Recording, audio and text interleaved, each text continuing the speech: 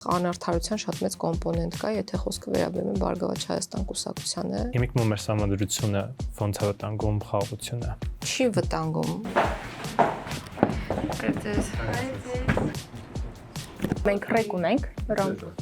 չէ, բայց Ադրբեջանը կստորագրի խաղաղության պայմանագիրը, եթե մենք նոր սահմանադրություն ընդունենք, ես ինչ իմանամ։ Գույքի բռնագանձման օրենքը էլիտաների ու հասարակության միջև այդ հաշտեցմանը չբերեց։ Հանրության ակնկալիքը մի փոքր այլ էր, տեսնել պատժված այն մարդկանց, ում որ իրենք ուզում են տեսնել պատժված։ Նրանց հնարավորություն տակ իրենք հետ վերադարձնեին իրանց կամքով, նոր հետո անցնեին օրենքի։ Դա անել։ Ոչ մեկ չի ուզում ընդունել, որ ինքը ունի ապօրինի գույք։ Այդ մարդու մոտիվացիան հետ քաղաքականություն մտնելու իր բիզնեսը պահելն է։ Օրենքը նույնիսկ ասում է, բեր ապօրինի գույքի 75%-ը ինձ տուր։ Ես քեզ հետ հաշտվեմ։ Ասում եք հաշտվեք պետության հետ, բայց անցում այն արդարադատությունն է հանրության հետ հաշտվելու մասին է։ Չեն ուզում մարդիկ հաշտվել։ Բայց ձեր հայրը դեմ չի եղել։ Մայրս չէր ցանկանում։ Դե գնա ավելի մի քիչ ավելի աղջիկական հարմար ռոմանո գնա։ Ասում եմ, դե բայց մասնագիտության աղջիկականն ու տղայականը որն է։ Լեգիտիմության բոլոր գործիքները իշխանությունը սուտ տարվա մեջ ոնց որ ունեցել է, չէ։ Գույքի ծավալը ինչքան մեծանում է, այնքան փոքրանում է անձի հաշտվելու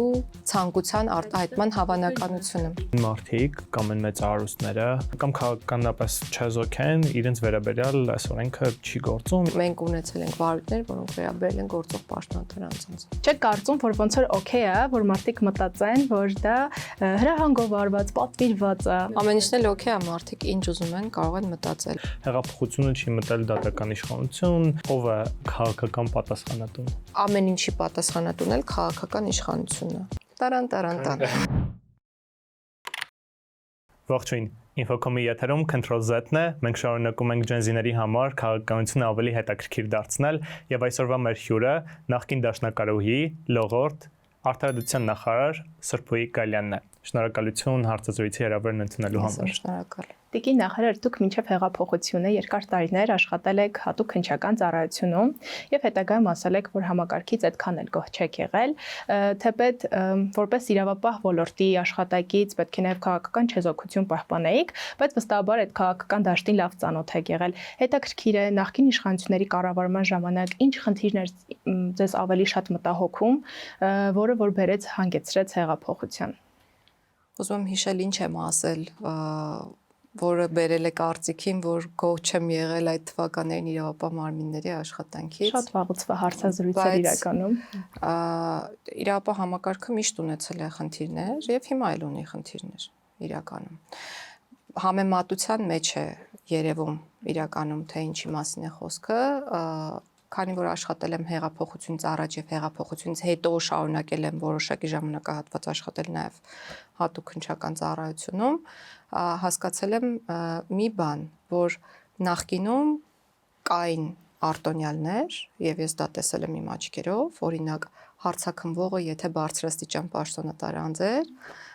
կարող էր գալ եւ կանգնել, իր մեքենան կայանել ծառայության պետի մեքենայի կայանման տեղում։ Դա չլսված բան չէ, եթե ենթադրյալ հանցագործություն կատարած անձ է կամ հարցաքննվում է որպես մեղադրյալ, ինչու պետք է ունենա ինչ-որ արտոնություն, եւ ես այդ ամեն ինչը տեսել եմ։ Բայց տեսել եմ նաեւ իհարկե արդարացի մոտեցումներ շատ գործերի մասով, որոնք չեն ենթադրել քաղաքական հնչեղանուններ, այսինքն աշխատանքը արվել է իր բնականon ընթացքով այնպես ինչպես որ պետք է արվեր։ Բայց նաև քաղաքականացվածության ֆոն նկատվել է մի շարք քաղաքացիական ակցիաների ժամանակ, օրինակ էլեկտրիկ Երևանը հիշում եք ջրցանցմեքենաների։ Հիշել եմ մի քիչ ճոխացված։ Ես հիշում եմ, որ մեզ զգուշացնում էին, որ հանկարծ այդ օպերայի հարակից տարածքում չերևաք։ Որպես իրավապահ համակարգի աշխատակից ծառայությունից ես այդ դեպքը շատ լավ եմ հիշում ու ինձ մոտ միշտ հարցեր էին առաջանում, իհարկե ես այն ժամանակ գլխավոր մասնագետի պաշտոն էի զբաղեցնում, բայց ամեն դեպքում հասցրել էի մասնագիտանալ, հմտանալ եւ նաեւ որպես կադր ընդունելի լինել այն տղամարդկանց համար ում հետ որ ես աշխատում եի իրականում այդ ժամանակահատվածում դա բավականին բարդ բան էր որովհետև դու պետքա ինչ որ մի բանով առանձնանայր որ քեզ լսեին այսինքն պետքա նախ ցանկություն ունեին լսելու հետո գոնե մի քանի արդյունք ցույց տված լիներ որ հետո քո կարծիքը հաշվի առնեն եւ հետո տենց կամաց դու դառնայր ինչ որ բացառություն Այսինքն այդ սեքսիզմը եղել է իրավական համակարգի մի մեծ մաս եթե հետ գնանք տարիների մեջ այո եղել է եւ դրա մասին խոսում են նաեւ վիճակագրական թվերը Իսկ հիմա թե քանի կին է աշխատել եւ քանի կին է հիմա աշխատում կարող եք համադրել համակարգերում նույն դատախազությունում կամ նույն քննչական կոմիտեում, հատուկ քննչական ծառայություն էլ չկա հակակոռուպցիոն կոմիտեում եւ այլն, այն ժամանակ քննիչների կազմում կին չկար, առհասարակ հատուկ քննչական ծառայությունում որևէ կին քննիչ չկար, հետո եկավ մեկ կին քննիչ,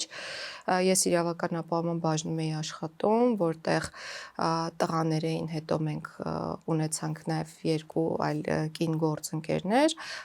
եւ ժամանակի հետ այդ բարիերները հաղթահարվեցին ըստ էության։ Բայց օրինակ Տիկին Գալյան, ներողություն որ ընդհատում եմ, խնդիրների մեջ օրինակ կոռուպցիան կամ չգիտեմ, օլիգարխիայի, քրեական ենթամշակույթի արկայություն, ընտրակեղծիքները, նման բաներ այդ ժամանակ չեք նկատում, որ օրինակ որպես համակարգի մի մաս դրանք կային։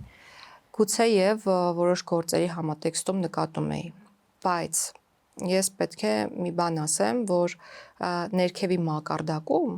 այդ տարիներին, թերևս այն տարիներին, երբ ես էի աշխատում, հեռու եմ այն մտքից, որ կար օրինակ մանր կոռուպցիա կամ այդ մի միջակայք կա աշխատակիցների, որտեղ այդ տարիներին ոնց որ կոռուպցիան շրջանցում էին այդ աշխատակիցները եւ ավելի վերևի մակարդակներում իհարկե կասկածներ կային, որ կան կոռուպցիոն դրսևորումներ, որովհետև երբեմն գործերի ընթացքից եւ դրանց լուծման ուղղություններից այդ կասկածները սկսում էին քեզ տանջել, բայց ամեն դեպքում այն ժամանակ ես առնվազն այն դիրքերում չէի, որպեսի պատկերը ինձ համար լիներ ամբողջական, որովհետև ամեն մեկը կախված իր աստիճանից, հա, զբաղեցրած պաշտոնից ունի X հասանելիություն ինչ որ ինֆորմացիայի։ Բայց իհարկե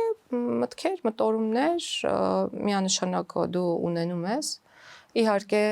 ես չեմ ասի, որ ամեն ինչ էր վատ, շատ վատ էր, այդ մտքերն էլ չեմ արտահայտել երբեք, որովհետև չեմ էլ ունեցել, որովհետև ինչպես նշեցի, մենք ունեցել ենք այնպիսի գործեր, որոնք ստացել են այնպիսի ընթացք, որը որ պետք է ստանային։ Իսկ այդ գործերը, որոնք այդ ընթացքը չեն ստացել,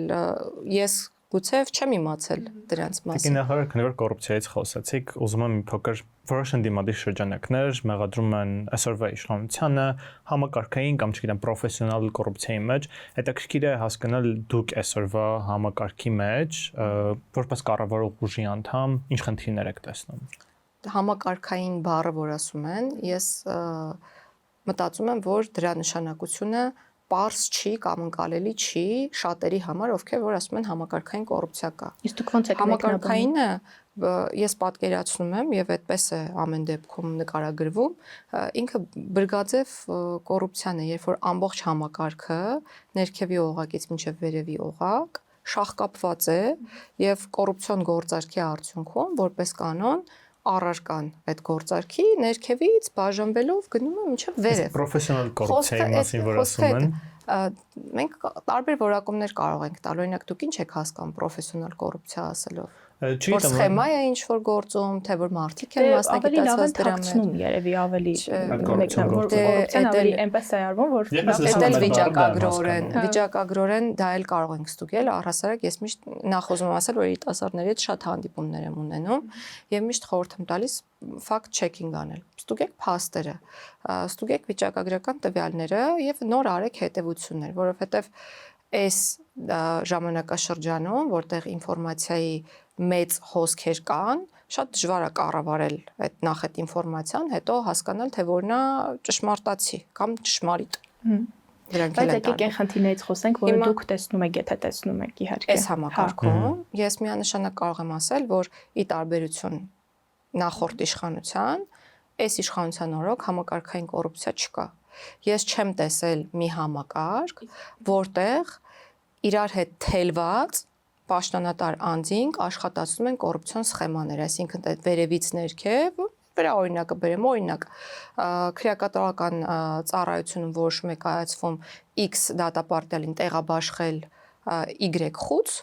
եւ կոնկրետ խուց ստանելու համար դատապարտյալից վերցվում է կաշառք, վերցնում է տեղաբաշխման հանձնաժողովը, բաժանում են իրար մեջ, հետո դա ուղարկվում է ծառայության պետի տեղակալին, ծառայության պետին, ծառայության պետը տալիս է ինձ։ Այսպիսի սխեմաներ ես առնվազն վստահ կարող եմ ասել, որ էլ մեր երկրում չեն գործում։ Իսկ համակարգային այլ խնդիրներ, կոռուպցիոն բնույթի։ Չէ, բարձր չի կոռուպցիոն լինի, այն կոռուպցիոնը ասեմ, որպեսզի տպավորություն չստեղծվի, որ ես վարդագույն ակնոցներով եմ նայում մեր իրականությանը, ասեմ, որ կոռուպցիոն առանձին դրսևորումներ կան, եղել են եւ կլինեն, որովհետեւ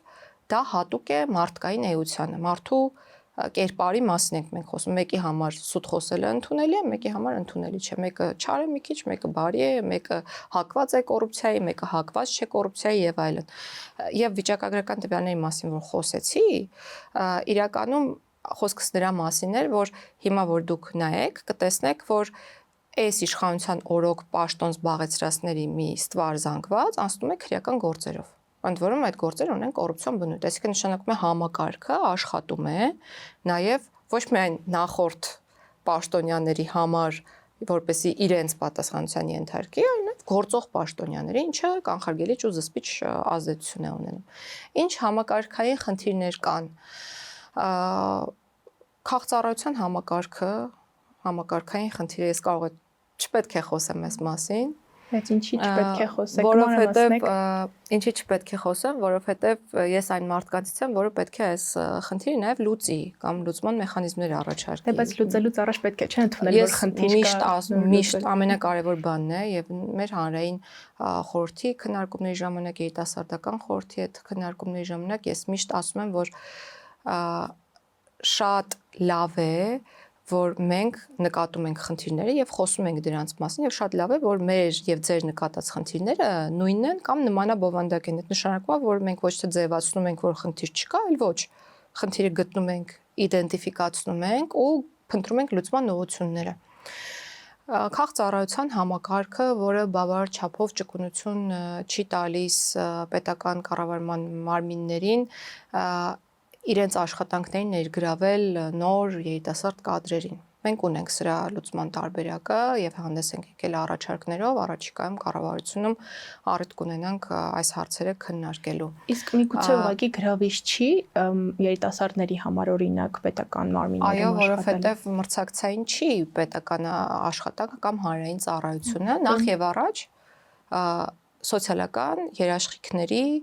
սակավությամբ պայմանավորված աշխատավարձի վիճակագրություն եք ասում, այնտեղ նաև աշխատավարձ ամենակարևոր աշխատավարձերը պետական մարմիններում ավելի ցածր է, քան մասնավոր սեկտորում։ Բայց երբ խոսում ենք պետական համակարգի աշխատավարձների հնարավոր բարձրացման մասին, ամբողջ հանրությունը զինվում է նիզակներով եւ ասում է, թե ինչու եք անում այդպես, փոխարենը օրինակ, չգիտեմ, 1000 դրամով բարձրացնելու կենսաթոշակը մեր սիրելի տատիկ եւ պապիկների։ Այսինքն մենք եւ հանրությունը շատ տարբեր են։ Եվ այո, անհասկանալի է, թե ինչու են այս թեմաները իրար կապվում, բայց խնդրում եմ մամուլը, որ ուսումնասիրեք, կտեսնեք, որ զուգահեռները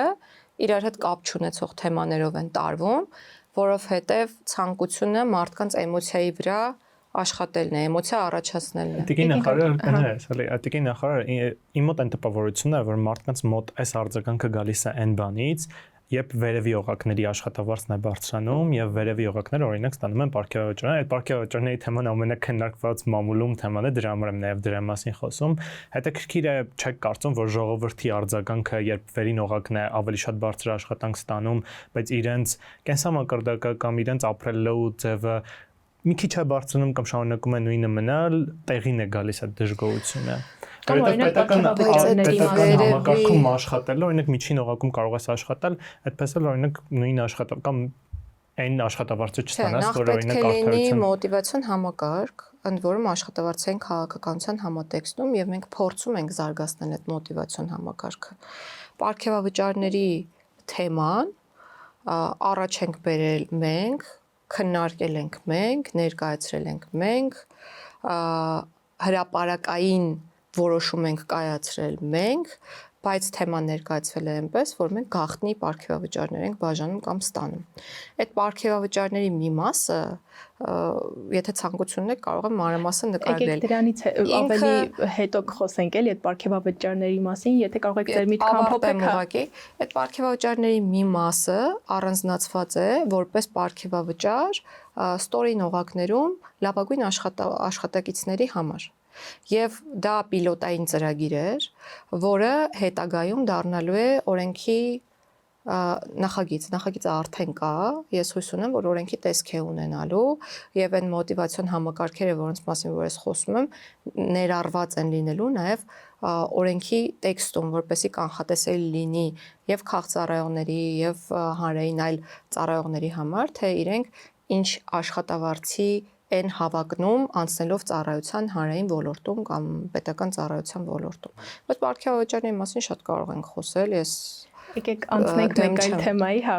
ընդհանուր բանից չկտրվելով։ Տիկին Գալյան, դուք ո՞նց եք գնահատում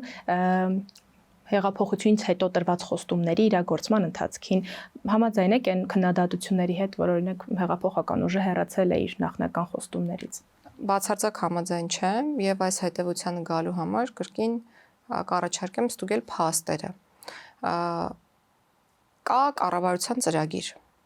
որը հաստատվել է նախորդ կառավարության օրոք եւ կա դրա կատարման տոկոս։ Մենք պետք է հաշվի առնենք, որ ծրագիրը իրականացրել ենք իրականում ոչ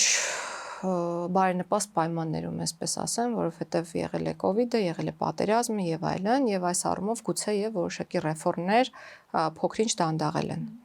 Ու դանդաղել են, որովհետեւ այլ կերպ հնարավոր չէր,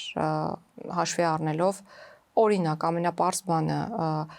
բյուջեից կամ պահուստային ֆոնդից հատկացվող միջոցները կոնկրետ ոլորտներին։ Դա նշանակում է, որ ինչ որ ոլորտներում այդ ռեֆորմը, այլ ռեֆորմը պետք է դանդաղեր, օրինակ եթե կոവിഡ്ով մենք ավելի շատ գումար էինք հատկացնում, չգիտեմ, արդարադատության ոլորտում նոր քրեակատարական հիմնարկի կառուցման աշխատանքների տեմպը դանդաղել է եւ այլ կերպ ուղղակի հնարավոր չէր։ Բայց խոսքը կառավարության ծրագրի մասին չի, էլի ավելի շատ հեղափոխական օրակարգի մասին է։ Օրինակ դրանցից մեկը անցումային արդարադատությունն է։ Բոլոր ծրագրերը տեղ են գտել կառավարության ծրագրում։ Եթե ձեզ հետաքրքրում է անցումային արդարադատությունը, ապա դրա մասին կարող ենք մենք խոսել։ Բայց օրինակ այդ օրակարգից մեկը անցումային արդարադատությունն էր, որը իր ողջ գործիքակազմով փաստացի չի իրականացվել, չէ՞, Տիկին Գալյան։ Չէ, ողջը չի իրականացվել, եկեք հասկանանք ինչքանն է իրականացվել եւ իրականացվել է։ Օրինակ դուք գիտեք, դատական իշխանությունը քանի տոկոսով է փոխվել։ 60%-ով նոր դատավորներ, հետո այնտեղ խոսքեր գնում, որ 80%-ով վեթինգն է իրականացվել դատավորների։ Նախ մենք ներդրել ենք որպես քաղաքականություն մշակող մարմին գործիքներ։ Առաջին հերթին դա բարեվարկության ստուգման գործիքն է, որը չի եղել։ Ինքը մենք չենք գնահատել իրեն որպես անցումային արդարադատության գործիք։ Եթե դուք ինձ հարցնեք, անցումային արդարադատությունը իրավական համակարգի բաղկացուցիչ մաս չէ, այսինքն ինքը ինչ որ ժամանակահատվածում գործիքների ամբողջություն է, որը դու կիրառում ես, հետո դրանցից հրաժարվում ես։ Լեգիտիմության բազային այդ պահանջմունքի բավարարման տեսանկյունից շատ ավելի ճիշտ ճանապարհ է, որ դու ունենաս այնպիսի գործիքներ, որոնք մշտապես քո իրավական համակարգի մասն են կազմում։ Եվ մենք այդ անցումային արդարադատության ժամանակավոր գործիքների հետ մեկտեղ իրականում ստեղծել ենք հիմնական գործիքներ։ Դրանցից մեկը օրինակ ապօրին ծագում ունեցող գույքի բռնագանձման մասին օրենքն է, որը որակում էին որպես անցումային արդարադատության գործիք, եւ ես անընդհատ պայքարում էի այդ եզրույթի դեմ, որովհետեւ դա անցումային արդարադատության գործիք չէ։ Ինչու եք ստվերում այս գործիքը։ Սա մեր լիարժեք մասն է իրավական համակարգի գործիք է, որը գալու է եւ եկել է եւ եկավ համալրելու մեր իրավական ամբողջ համակարգը։ Ինչ եմ ուզում ասել, դատավորների գույքային դրության ստուգման մեխանիզմներ մենք նախատեսեցինք եւ բոլոր դատավորների գույքային դրության ստուգման հնարավորություն տվեցինք կոռուպցիայի կանխարգելման հանձնաժողովին։ Մենք ստեղծեցինք կոռուպցիայի կանխարգելման հանձնաժողովը որպես ինքնավար մարմին, տվեցինք դրան շատ մեծ մանդատ։ Մենք կատարելագործեցինք հայտարարագրման համակարգը, բոլոր պաշտոնատար անձինք շատ մեծ դժգոհությամբ լրացնում են այդ Բայց հայտարարները բոլորը չէ որ լրացնում են տիկին եթե գալը։ ունեք տվյալներ, որ չեն լրացնում, ապա դա պատժելի է։ Խնդրում եմ տեղեկացրեք կոռուպցիայի կանխարգելման հանձնաժողովին, Չնայած իրենք ինքնաշխատ այդ մասին իրականում իրենք ինքնաշխատ կերպով նույնականացնում են եւ ես չգիտեմ դուք տեղյակ եք լինում թե քանի վարչական վարույթ իրականացրին իրենք եւ քանի հաղորդում տվեցին, բայց եթե դա ձեզ հետաքրքրող թեմա է, այդ խնդիրը լուծելը շատ հեշտ է։ Բայց մի հարց է այստեղ անցումային արդարադատության հիմնական նպատակը, եթե ես ճիշտ եմ հիշում, դա քաղաքական էլիտաների եւ հասարակության հաշտեցումներ, բայց փաստացի ապօրինի գույքի բռնագանձման օրենքը այդպես էլ էլիտաների ու հասարակության միջև այդ հաշտեցմանը չբերեց, չէ։ Մենք չենք տեսնում այդ օրինակը։ Ես հավանեցի ձեր մեկնաբանությունը էլիտաների ու հասարակության հաշտեցում։ Քաղաքական նախին իշխանությունների, չգիտեմ, ոնց կմեկնաբանեք։ Չէ, շատ լավն էր մեկնաբանությունը։ Իրականում ինձ թվում է հանրության ակնկալիքը մի փոքր այլ էր, տեսնել պատժված այն մարդկանց, ում որ իրենք ուզում են տեսնել պատժված։ Ումից որ մինչև ստեղ կուշտ են։ Ու հեղափոխության պատճառը նախորդ հարցին չպատասխանեցի։ Նաև այն էր, որ մարդիկ իրոք մինչև, չգիտեմ, ստեղ, մինչև որտեղ իրենք այդ իրականությունից կուշտ էին ու դա բերեց նաև հեղափոխության, որովհետև չէր կարելի էլ կուլ տալ այդ աստիճան անարդարությունը եւ այդ աստիճան բևեռացումը հասարակության։ Ներողություն, բայց օրինակ հեղափոխական այդ հարթակներից երբ որ հնչում էր այդ օրակարգ օրինակ անցումային արդարադատության, այդ հաշտեցման մասին էր չէ նաև խոսում, այսինքն արդյոք պատիժը, եթե հանրությունը տեսնի օրինակ պատժվող համակարգին, նախկին համակարգին, այդ հաշտեցմանը դա բերելու է, չի բերելու, չէ՞ մեծ հաշվով։ Իսկ ինչ էր պետք անել։ Տեսեք, մեզնից դժգոհում են նրա համար, որ հիմա անազատության մեջ չեն մի շարք անձինք, որոնք հանրության ընկալումներում պետք է լինեին անազատության մեջ։ Դուք խոսում եք անցումային գործիքների մասին, ես ուզում եմ խոսել իրավական գործիքների մասին, չեմ շեշտում ապօրին ծագում ունեցող գույքի բռնագանձման վարույթը։ Այս հեղափոխությունը, որ եկավ իշխանության հեղափոխական ուժը սահմանվեցին չափանիշներ, որոնցից շեղվելը ընդունելի չէր։ Օրինակ, մենք ժողովրդավար պետություն ենք, մենք իրավական պետություն ենք։ Ու որոշվեց, որ այդ ամեն ինչը որ պետք է արվի իրավական գործիքների միջոցով։ Իսկ իրավական գործիքների կիրառման արդյունքում հետևանքը շատ ավելի ուշ է առաջանում, քան 1 օրը, 5 օրը, 1 տարին, 2 տարին եւ այլն։ Այսինքն ենթադրելի է, որ այդ հաշտեցումը հետագայում կլինի։ Ես մի քիչ լավ չեմ պատկերացնում դուք ինչ նկատի ունեք հաշտեցում ասելով։ Ես այդ ձեր ասածին այլ ֆոնի կարող եմ օրինակ վերել հենց ապօրինի գույքի բռնագանձման հետ կապված, չգիտեմ, միջև այդ օրենքով անցնելը, օրինակ որպես նոր իշխանություն, օրինակ այդ համակարգի նախկին համակարգի պաշտոնյաներին հնարավորություն տալ հաշտվել, ոչ թե հնարավորություն տալ հաշտեցնելու, այլ ավելի շատ սկզբում բոլորին օրինակ հավաքել կամ ինչ-որ փակ հանդիպում լիներ, ասել գիտեք ինչ կա, ոնց որ մենք լեգիտիմ բոլոր գործիքներն ունենք, իմանալու դուք օրինակ ապօրինի ծագման ինչ գույք եք ձեռք բերել, ինչ գումարներ եք հավաքել, ոնց որ սկզբի շրջանում նրանց հնարավորություն տայք իրենք հետ վերադարձնեին իրանց կամքով, նոր հետո անցնեին օրենքի։ Դա անել։ Ես ձեզ մի բան ասեմ, ոչ մեկ չի ուզում ընդունել, որ ինքը ունի ապօրինի գույք։ Ոչ մեկ։ Չնայած դրան մենք ունենք 10 հաշտության համաձայնություն, հաշտության process-ը հենց նկարագրված է օրենքում, բայց այդ չընդունելը մի շարք գործոններով է պայմանավորված։ Մարդիկ կան, որ նույնիսկ իրենց չեն ուզում դա խոստովանել։ Մարդիկ կան իրենց երեխաների առջև կարող է վաց գան, մարդիկ կան իրենց շրջապատի առջև կարող են վաց գալ եւ ի վերջո եթե դա հիմնավորվի, իրենք կզգան, որ իրենք խայտարակ են եղել։ Եվ դա է պատճառը, որ մինչև վերջ ատամներով պահում են ինչ որ ապօրինյա ներկայացնելով, որ այս օրենքը սխալ է գրած, օրենքը սխալ է կիրառվում, դատախազությունը չարակամ է, իշխանությունը չարակամ է եւ այլն։ Այսինքն շատ հեշտ է ասել, որ օրինակի համար երբ որ այդ պաշտոնատար անձը ունեցել է բիզնես, ու այդ բիզնեսը շարունակում է աշխատել, այդ մարդու մոտիվացիան, այսինքն հետ քաղաքականություն մտնելու իր բիզնեսը պահելն է։ Եթե դուք օրինակ այդ մարդուն առաջարկում եք, որ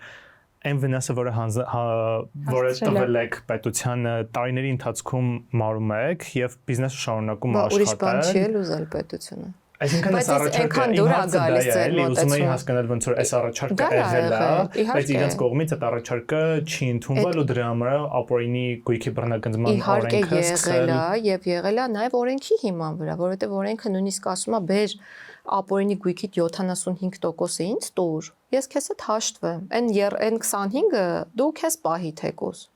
Բայց շատ ես դրա մասն եմ խոսում մարդկանց համար, այն մարդկանց, ովքեր որ ունեն ինչ որ անուն հեղինակություն իրենց շրջապատներում եւ մեր երկրում, շատ դժվար է գալ դրան եւ իրենք չեն ուզում գալ դրան եւ իրենք չեն էլ հավատում, որ կաշխատի այս օրենքը։ Չէին հավատում։ Այն բան կա կարգին մուլտերի մեջ որ ասում է տղեկ կատակ էին կանում։ Հիմա իրանք շատ ուշ հասկացան, որ փաստորեն կատակ չէին անում եւ հնարավոր է աշխատացնել։ Բայց ինձ գիտեք ինչն է դուր գալիս, որովհետեւ ձեր մոտեցումները ինչ շատ հոգեհարազատ են այն առումով, որ այնքան ռադիկալ ու բևեռացված չեն, ոնց որ ավակ սերնդի մոտեցումները։ Ու սա պատճառներ էլ ունի, որովհետեւ դուք չեք ապրել այն ժամանակաշրջանում, որում որ իրենք են ապրել։ Եթե դուք շփվեք իրենց հետ, ինձնից էլ ավակ սերնդի հետ 50-ից 60, 70 տարեկան մարդկանց հետ, այդ անարդարությունը, որ մարդը զգացել է, ուզում է ինչ-որ մի կերպ վերականգնել, եւ այդ վերականգնումը գուցե եւ ձեր եւ իմ պատկերացրած վերականգնումը չի։ Եվ այո, եւ ես շատ հաճախ ստիպված եմ լինում իրենց ասել, որ գիտեք, մենք իրավական պետություն ենք, մենք չենք կարող ունեզրկել ուղակի ընտանիքներին, տանել փակել ինչ որ մի տեղ։ Մի հարցածագում Տիկին Գալյան, երբ որ դուք ասում եք, բա մենք ինչ անեինք կամ օրինակ ինչ անենք, որպես իշխանություն, ասենք հեղափոխության առաջին տարին այդ турբուլենտ վիճակը կամ օրինակ որպես օրինակ ապօրինի գույքի բռնագանձման հետ կապված Golden Palace հյուրանոցը Ծաղկաձորի, որ սեփականատերը անձամբ հենց քրեական գործի շրջանակում այդ ընթացքում էլ նվիրաբերեց այդ հյուրանոցը պետությանը, գործն էլ կարճվեց։ Ոնց որ երբ որ ասում եք մեր թերացումը չի կամ օրինակ ինչ անենք, ոնց որ կարող եք չէ համոզել իրենց մի օրինակով արդեն կար։ Մի օրինակով չէ, շատ օրինակով կար։ Շատ օրինակներով հիմա այս բանը Golden Palace-ը հիշեցինք։ Իրականում այդ պրոցեսը, որը որ արվել է, հաշտեցման գործընթացն էլ իրավական նկարագրություն ունի։ Այդ հաշտեցումը տարբեր վարույթների շրջանակներում կա։ Օրինակ, քրեական վարույթի շրջանակներում դա կոչվում է գործուն զղջալ։ Եթե մարդը ընդունում է իր մեղքը, բերում է հետա տալիս հանցագործության արդյունքում ձեռք բերվածը, փոխհատուցում է վնասները եւ այլն, հնարավորություն կա այդ մարդուն չդատապարտել եւ այդ գործիքը կիրառելի է եւ կիրառվում է եւ մենք ունենք վիճակագրություն, այ որ ես ասում եմ ստուգեք փաստերը,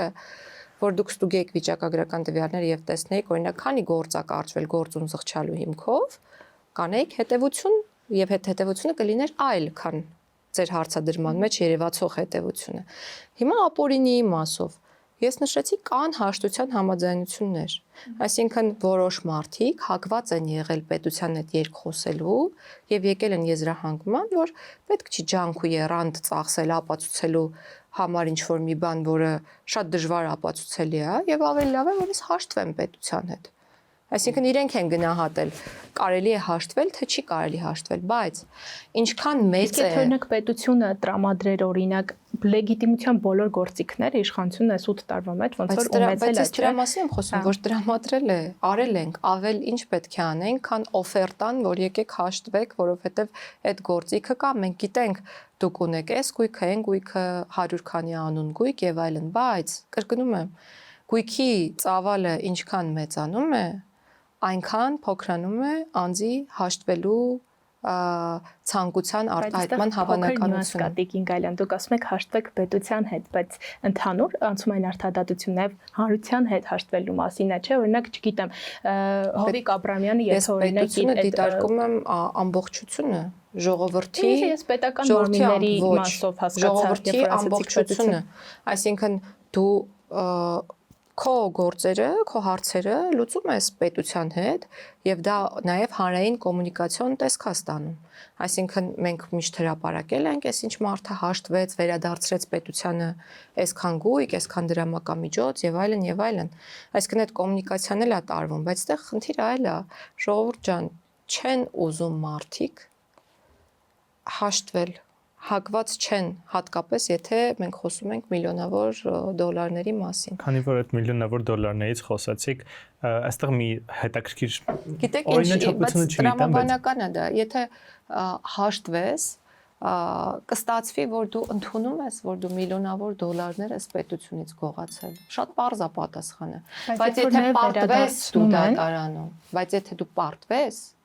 կարող ես մեղադրել համակարգին։ Այո, դա է խնդիրը եւ շատ պարզ է։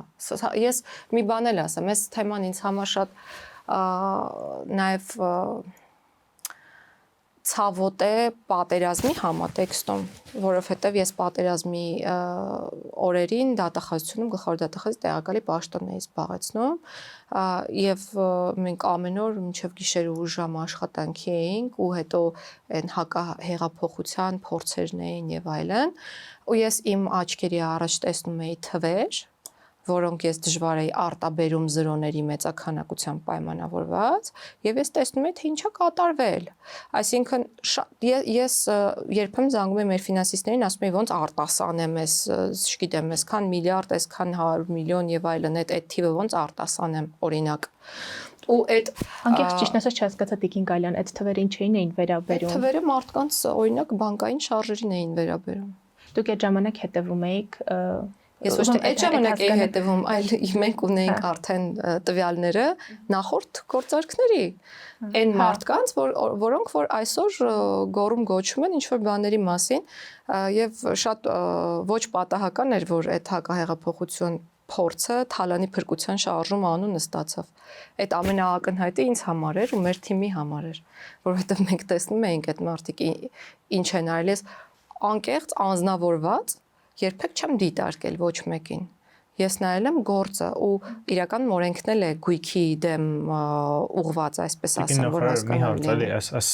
քանի տան շատ չենք հարվածել բուն թեմայից, ուզում ենք հասկանալ նաև օրինակ Golden Palace-ից խոսեցինք, այնտեղ Հայրապետ հյուրանոցի թեման էլ կար, կային տեղեկություններ, որ դրանք այդ նույն գույքը վաճառվել է շուկայականից մի քանի անգամ ցածր գնով։ Այս խնդիր չի։ Ապօրինի ճանապարհով ձեռք բերված ակտիվների կառավարման հստակ մեխանիզմ պետք է լինի։ Այսօր պետգույքի կառավարման կոմիտեն զբաղվում է այդ գույքի կառավարմամբ, այսինքն այն գույքի, որը վերադարձվում է պետությանը, եթե դա անշարժ շարժական գույք է ու դրամական միջոց չի, դրամական միջոցները ուղղվում են համապատասխան դեպոզիտ հաշվին, հետո ուղղվում են պետբյուջե։ Պետք է հասկանալ շուկայական արժեքը որն է։ Օրինակ այն Հայրապետ հյուրանոցի դեպքը 6 միլիոն 360,000 դոլար վաճառվեց, տարբերությունը շատ մեծ է, էլի։ Գործի դետալների մեջ չեմ ուզում խորանալ, բայց մի ուրիշ դեպք կպատմեմ, որ անձամբ մեզ հետ է պատահել։ Լինում են այդպիսի իրավիճակներ, երբ դու չես կարողանում կառավարել process-ները, բայց պետական մակարդակով գույքերը այլ կերպ քան աճուրդով օտարելն է, գրեթե չի լինում բացառությամբ ինչ որ X ներդրումային ծրագրերով, երբ որ գույքը օտարվում է կամ անհատույց օգտագործման է հանձնվում, դա գնահատվում է այդ օգուտի եւ վնասի համադրմամբ, հա, արժի տալ, չտալ, ներդրումային գույք է, սա ներդրումային չէ եւ այլն։ Եվ չի բացառվում տարբերակ A, որի սկզբանե շուկայական արժեքը սխալ գնահատված լինի եւ տարբերակ B,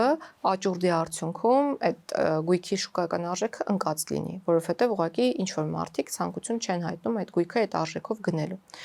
Այն ինչ որ ասում եմ, չի նշանակում, որ այս ոլորտում մենք հայեցակարգային լուրջ փոփոխություններ անելու անհրաժեշտություն չունենք, ունենք ու իդենտիֆիկացրել ենք այդ խնդիրը ու նաև այդ խնդրի լուծման պայմանը տեղագտել Հայաստան ԵՄ վիզաների ազատականացման ծրագրում։ Այսինքն գույքի կառավարման մոդելի մշակում, որը պետք է ապահովի այդ գույքի կառավարման թափանցիկություն, հաշվետվողականություն, թե ինչ եկավ, բազայում ինչ կա, ինչքանով վաճառվեց, ում վաճառվեց եւ այլն, այս համակարգը ես խոստանում եմ, որ մենք շատ շուտով կունենանք, որովհետեւ հայեցակարգը արդեն քննարկել հաստատել ենք։ Իսկ այդ դեպքը, որ ուզում եի պատմեի, ուրեմն մենք մոտ 3 միլիարդ դրամ արժողությամբ գույք էինք հաշտությամբ հետ բերել պետությանը, հետո շատ պատահաբար կառավարության մի նիստում, կառավարության նիստում չէ, նախարարական կոմիտեի նիստում քննարկվել էր այդ գույքի օտարման հնարավորությունը այդ շուկայական արժեքից բավականին ցածր արժեքով։ ու մենք իմացել ենք, խոսել ենք, ասել ենք, «Էս ինչա, մի արեք, չի կարա այդ արժեքով օտարվի եւ այլն», հետո հասկացել ենք, որ գուցե այն մարդիկ, ովքեր որ process-ը առաջ են տարել, պատկերացում չեն ունեցել իրական շուկայական արժեքի մասին։ Այս նաև բանի խնդիր է, էլի։ Կադրային քաղաքականություն։ Գուցե կադրերի, գուցե չարամտություն չեմ փնտրում ես, բայց գուցե նաև օբյեկտիվորեն պատկերը, ասենք, չգիտեմ, ոնց են շուկայական արժեքը չափում, իրական փորձագետի եզրակացությունն է պետք եւ մենք այդպես էինք հասկացել արժեքը, բայց գուցե դրանով չեն առաջնորդվել եւ չեն իմացել, որ կա գնահատված գին։ Այո, օրինակ մեկ այլ խնդիր եմ այստեղ տեսնում, երբ օրինակ դատախազություն ուսումնասիրություն է անում եւ ինչ որ օրինակ գույքի արժեքը որպես շուկայական արժեք ներկայացնում, այդ արժեքը գնում է հայցագնի պահանջի մեջ։ Այսինքն, երբ որ հայցագին է ներկայացնում X արժեքով եւ հետո երբ աճուրդով կամ մրցույթով շատ ավելի ցածր է այդ գույքը գնահատվում, ստացվում է, որ հայցագինը այլ է եղել ու իրական բյուջե վերադարձված գումարը լրիվ այլ է եղել։ Երբ որ վիճակագրությունից եք խոսում, օրինակ 2020-26 թվականների մինչև 26-ի մարտը, եթե ճիշտ եմ հիշում, այդ ամսվա դրությամբ 166 հատ հայց է եղել, ընդհանուր 612.5 միլիարդ դրամի հայցագնով, բայց այդ 5-6 տարիների ընթացքում ընդամենը 5 միլիարդ դրամ է վերադարձվել։ Ավել մի քիչ, հիմա թիվը փոխվել է։ Մի փոքր ավել, բայց դա նույնիսկ մի տոկոսը չի տիկին գալի վերադարձվածի։ Որովհետև դուք նաև պետքա չափեք, թե քանի գործ է ավարտվել։ Այսինքն դուք պետք է չափեք քանի վճիռ է կայացվել եւ 9 հաշտեցման, այսինքն մոտ 10։ Այո, բա եթե 160-ից 10-ն է ավարտվել ընդամենը, կարող եք չափել եւ կարող եք հաշվել, թե այդ հայցագնի մեջ քանի հայցն են ձևավորում այդ հայցագնի 70% կամ 80%-ը։ Իրականում այդ հայցերը շատ չեն։ Ենթադրենք եթե 50 հայցեր, մեկը վերադարձված գումարը այդ տարի ընթացքում ավելի քիչ չի վստահաբար կտեսնեք, որ ոչ, ինչու, որովհետև հաշվարկի հիմքում պետք է դնեք չավարտված եւ ավարտված գործերի թիվը, նաեւ բովանդակային առումով պետք է հաշվարկեք, որ հայցում քանի գույքային միավոր կա եւ ինչ դրամական պահանջ կա ներառված, որովհետեւ մետրիկան չի կարող լինել այնպիսին է, որ կա 10 հայց, 10-ից մեկը բավարարվեց, վայ դա ընդհանուրի մի տոկոսն է։ Դա կարող է օբյեկտիվ լինել, որովհետեւ 10-ից 1 հայցը կարող է պարունակել, ենթադրենք 100 միլիոն դրամ պահանջ, իսկ 10-ից 5 հայցը $5 միլիոն պահանջ։ Այսինքն դուք չկարողացել հարցել առաջամ Տիկին Գայլյան, ինչի օրինակ 5-6 տարվա մեջ մի վճիռ օրինական ուժի մեջ մտնում եւ մյուսները օրինակ դա չափելու համար պետք է առնվազն բացեք միջազգային պրակտիկան եւ թեկուզ ChatGPT-ին հարցնեք, թե ապօրին ծագում ունեցող գույքի բռնականացման ինստիտուտը ներդնելուց հետո քանի տարի է անհրաժեշտ, որպեսզի այս ինստիտուտը կայանա եւ սկսի գործել։ Դա 7-ից 10 տարին է այն ուղենիշերով սահմանված, որոնցով որ մենք ենք առաջնորդվել, Star-ի ինիշիատիվի այդ ուղենիշերն են եւ այլն, մենք այդ ամեն ինչով ենք առաջնորդվել եւ ես ձեզ մի բան ասեմ, մեր ժողովուրդը դժգոհ է, որ process-ը դանդաղում է, բայց միջազգայինները գայս են այդ պատմությունների մասին իմանում են, որ մենք գործունեության երկրորդ տարում հաշտության համաձայնություններ ենք ունեցել, զարմանում են, մեր փորձը փոխառում են, մեզ էլ հրավիրում են, որ գնանք որպես բանախոս խոսենք, ասենք թե ինչպես ենք դա արել։ Այսինքն ամեն ինչ համեմատության մեջ է ճիշտ եւ գեղեցիկ եւ կրկնում եմ, փաստերի ճշգրտումը ամենակարևոր բանն է, որ մենք կարող ենք անել եւ պետք է անենք, որովհետեւ փոխելով հաշվարկային միավորները լրիվ այլ պատկեր ենք ստանում։ Շատ լավ։ Այս վերջի դատավոր չունենանք, շատ վատ է աշխատում ամեն ինչ։ Պրոցեսը դանդաղ է, չի լինի սենց, չի ավարտվելու եւ այլն, բայց դատայի մեջ, եթե դատա ունենանք, մտնում է ուսումնասիրության 3 տարին։ 3 տարի ունի վարույթական ստոմամին ուսումնասիրություն անելու եւ դատարան հայց ներկայացնելու։ Դատարանում process-ը տևող է, որովհետեւ սկզբնական շրջանում, երբ որ սահմանադրական դատարանում վիճարկվում էր օրենքը, բոլորն աշխատում էին ձգձգել process-ը, խոսքը պաշտպանական կողմին է վերաբերում, որ տեսնեն ինչ է լինում։ Սահմանադրական դատարանը ինչ են ասում։ Հետո սահմանադրական դատարանը որոշում կայացրեց ոչ վաղ անցյալում, վերջերս, Դրանից հետո ժամանակ էր պետք դատախազությանը, որպեսզի դատախազությունը հայցերում փոփոխություններ անի, որ հարմարեցնի իր հայցերը Սահմանադրական դատարանի դիրքորոշումներին։ Եվ հիմա մենք հասել ենք այն վերջնակետին, երբ դատական նիստերը արդեն նորմալ տեմպով ըստ երևույթին ընթանում են եւ կամաց-կամաց մենք ունենալու ենք դատական ակտեր։ Այսինքն սա process է, process-ի մասին պատկերացում չունեցող մարդիկ հեշտությամբ են խոսում այն մասին, որ process-ը չկա կամ դանդաղ է։ Տիկին Գայլյան, մի հարց վարչապետի հայտարարության մասին, այս ամսվա սկզբին հայտարարել էր, որ 2025-ից 26-ից 2031 թվականներին շուրջ 2 միլիարդի ապօրինի գույք է հետ բերվելու դոլար։ Ոնց է արվել այս հաշվարկը։ Տեսեք, կրկին վիճակագրությունն է ինչ որ առումով հիմք ընդունվել, մենք հեղափոխությունից հետո 782-3 միլիոն դոլար միայն քրեական գործերով եւ ապօրինի ծագում ունեցող գործերի վարույթներով հետ ենք բերել պետությանը, բայց այդ հաշվարկի մեջ 2 միլիարդ դոլարի պետք է մտնեն նաեւ այն բոլոր այգիները, ջրային գոտիները,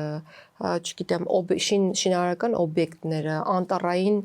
հողերը եւ այն ամեն ինչը, որոնք որ վերադարձվում են պետության ոչ միայն դատախազության ջանքերով, այլ նաև օրինակ, չգիտեմ, այդ ձեր ասած հաշտության համաձայնությունների բանակցությունների միջոցով, որովհետև մենք շատ իրավիճակներ ունենք, երբ համայնքային նշանակության հողերը օրինակ վերադարձվում են բանակցությունների միջոցով։ Այգիները, որոնք տրվել են երկարաժամկետ վարձակալության, միզեռնի ինչ որ միջոցների փոխարեն, վերադարձվում են համայնքին կամ պետությանը կրկին բանակցությունների կամ իրավունքի դադարեցման ակտերի ուժով եւ այլն։ Այսինքն այս բոլոր օբյեկտները կամ գույքերը պետք է մտնեն այդ հաշվարկի մեջ եւ այդ հաշվարկը ունի այդ տրամաբանությունը։ Տիկին Գայլյան, իսկ ոնց վստահ լինենք, որ մյուս արժանտրություններին ընթառաջ օրինակ այդ 5 տարի անց իշխանությունը հետ է բերելու այդ 2 միլիարդ դոլարի բռնագանձի էլի այդ գումարը։ Դուք վստահ տեսեք, ժողովուրդը տվել է իր քվեն հավատալով այս ուժին, չէ՞։ Մեր ուժին քվեարկել են հավատալով մեր հանձնառություններին եւ պատրաստակամությանը կատարելու այդ հանձնառությունները։ Մենք խոսում ենք կառավարության ծրագրի մասին, այդ հայտարարությունը կառավարության ծրագրի մեջ ներառված է, ծրագրի նախագծի մեջ ներառված է, ծրագիր չեմ կարող ասել, որովհետև դեռևս պետք է դա քննարկվի ազգային ժողովում։ Ամեն դեպքում նախագծում դա կա նշված։ Հիմա կատարենք, չենք կատարի, դա այլ հարց է։ Ամեն ինչ պետք է անենք, որ կատարենք։ Չգիտեմ, կարող է գանք հասնենք 5-րդ տարվա վերջին, հասկանանք, որ 1.5-ն ենք հետ բերել։ Էլի լավ է, բայց դա մեր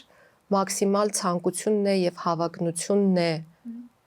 2 միլիարդ դոլար հետ բերելու ու ամեն ինչ հանձնառությունն է, ամեն ինչ անելու, որպեսզի այդքան մենք հետ բերենք։ Վերջին 5-րդ տարում։ Տիկին նախարար, այստեղ մի քննադատություն էլ կա ընդդիմադիր կողմերից, որ այն մարդիկ կամ այն մեծ արարողները, որոնք որ չեն քննադատում իշխանություններին կամ քաղաքականության մեծ արարող պաշտոնյաները եւս,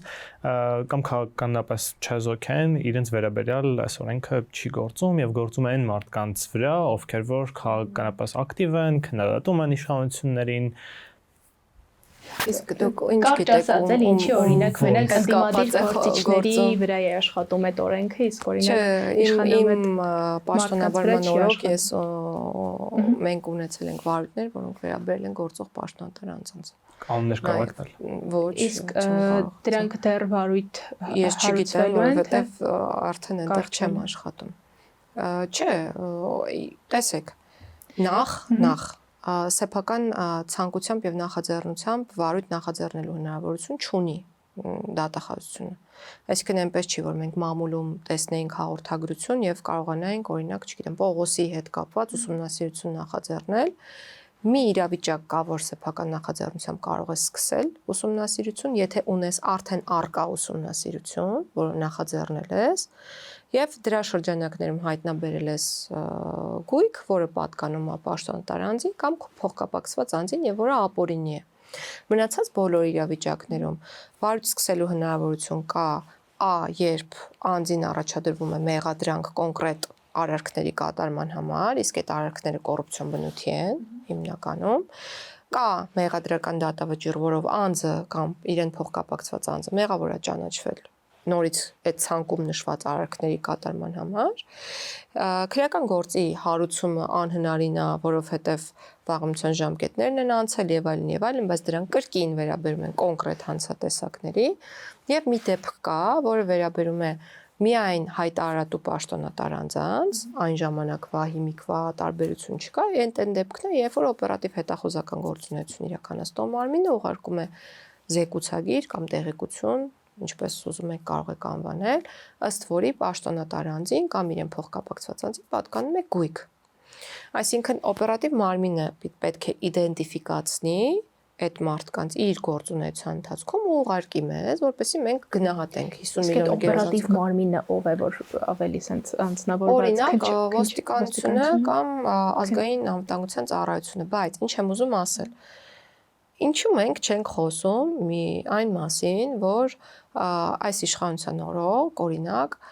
ուղղակի որ անուններ եմ տալիս, թիրախավորում եմ, բայց պաշտոններ կարող եմ ասել նախարար, փոխնախարար, աշխատակազմի կառուցվածքային միավորի ղեկավար, չեմ նշում ստորաբաժանում, որպեսզի ակնհայտ չլինի եւ այլն։ Այս մարդկանց առաջադրվել են մեղադրանքներ, այդ մարդկանց վերաբերյալ գործերը եկել են դատախազություն ու հայցեր են ներկայացվել դատարան։ Եկեք մեկ անուններ տանք էլի, Տիկին Գալյան, օրինակ Հիշատուր Սուքեսյանի կամ օրինակ Սամվել Ալեքսանյանի դեպքում իրեն Սամվել Ալեքսանյանի ուսումնասիրվել է, Սամվել Ալեքսանյանի վերաբերյալ ես չեմ հիշում, որ եթե մեղադրանք այդ ժամանակահատվածում եղել է, պիտի հարուցվի։ Այլ տարբերակ չկա։ Այսինքն եթե այդ ժամանակ կոռուպցիոն ինչ-որ վարույթ հարուցվել է, ուրեմն պարտադիր նաև իրենք անցնում են այս օրենքի կհարուցվի, եթե չհարուցվի, չի հարուցվի, բայց ինչ ենք մենք մարդկանց թիրախավորում։ Մեզ հետաքրքիր է գույքը, ապօրինյա թե չէ։ Կան նախկինում չենք թիրախավորում, է Տիկին Գալյան, մենք ուղղակի օրինակ չենք պատկերացնում, որ միայն օրինակ վարույթ հարուցելուց հետո է օրինակ բռնի բռնականության օրենքը ինֆորմացիայի պակասն է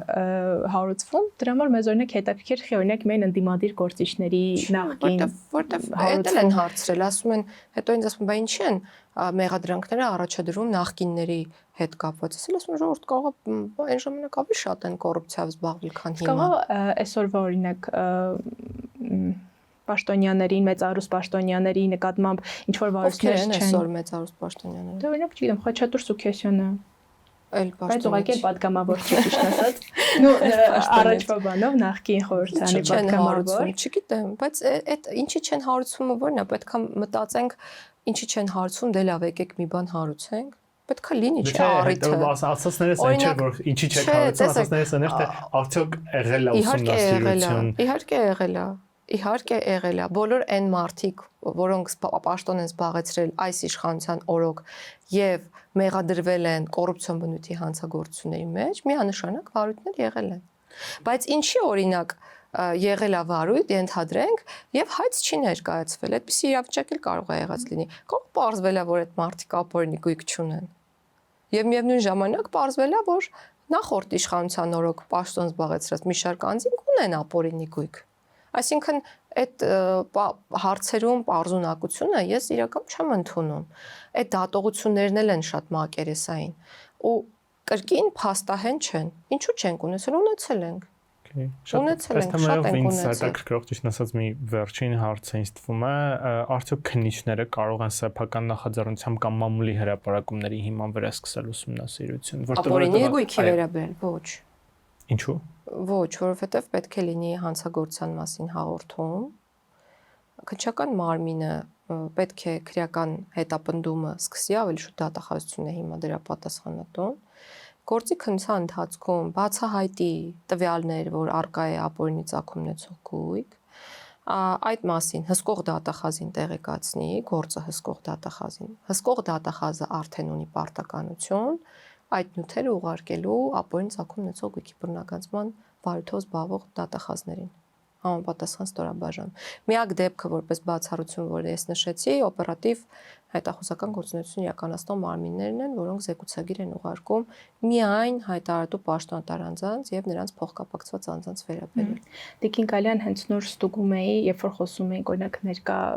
պաշտոնյաների հետ կապված ինչ հարցեր կա, որ օրինակ կասկածի տակ են դրվում, օրինակ հենց Հայկ Օնջերյանի կնոջ դեպքը, երբ ինքը փոստից շատ բարձր աշխատավարձ է ստանում, բայց օրինակ Ազատության մեր գործընկերները գրել էին, հարցում էին արել, թե այդ աշխատավարձը որտեղից է գոյանում, ու այդ տվյալները չեն տրամադրել։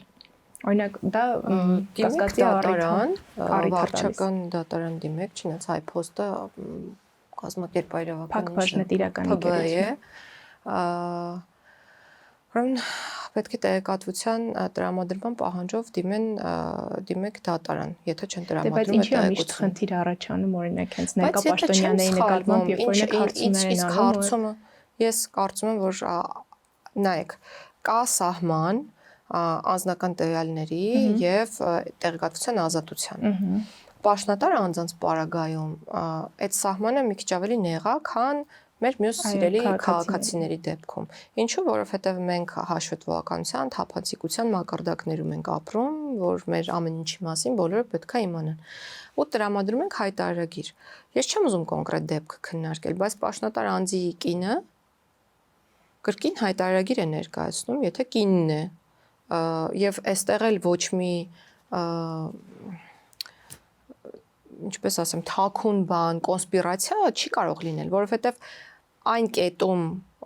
որտեղ որ բոլորը հայտարարատու են, կոնսպիրացիաներ պետք չի փնտրել։ Եթե դուք հաշտ չեք աշխատավարձի չափի հետ, դա այլ հարց է։ Եկեք նայենք նախկինում, օրինակ, ինչ աշխատավարձ են ստացել այդ պաշտոնը զբաղեցնող անձինք, բոնուսային համակարգ գործել է, հայ փոստում չի գործել, այսինքն կրկին մենք այդ փաստերի վրա պետք է հենվենք, որ բխեցնենք ճշմարտությունը, թե չէ սենսացիա սարքելը ամենահեշտ բանն է։ Էլի իմ օրինակով կարող եմ բերել, մի անգամ անզգուշություն ունեցա ասելու, չնայած լավ եմ արել, որ ասել եմ, $200,000 արժողությամբ բնակարանը, տունը, ինչ է, որ ես չունենամ 10 կամ 20 տարի հետո։ Եվ այո, իրականում մենք, չգիտեմ, ունենք եկամտային հարկի վերադարձի ինստիտուտը, հիպոթեկի ինստիտուտը, միջին աշխատավարձ ստացող մարդիկ հետագայում ավելի ուշ հայտարարագրերի մասով կխոսենք Տիկին Գալյան, եկեք անցնենք դատական համակարգ։ Տարան։ Այս թեման իրական շատ հետաքրքիր ձևով էինք փորձում ոնց որ ուսումնասիրենք, որովհետև մեզ համար էլ էլի հետաքրքիր, որ անընդհատ խոսվում է հեղափոխությունը չի մտել դատական իշխանություն, Կարեն Անդրեասյանի դեպքը հիշեցինք Բարձրագույն Պետական խորհրդի նախկին նախագահի, որ ասում էր, որ 80%-ով դատավորները անցել են վեթինգի միջով,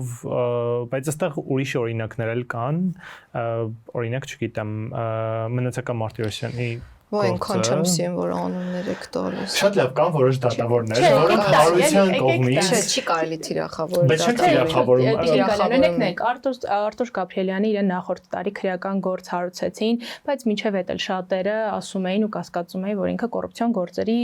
գործարքների միջով անցնում։ Մնացական Մարտիրոսյանի պարագայում ինքը միշտ այնց քաղաքական գործերի վարույթներով զբաղվել։ Եվ Նիկոլ Փաշինյանին ա դարձել դրանից հետո։ Երևան Խունկարյանի դեպքն է, երբ որ օրինակ նախկին ՄԻՊ-ը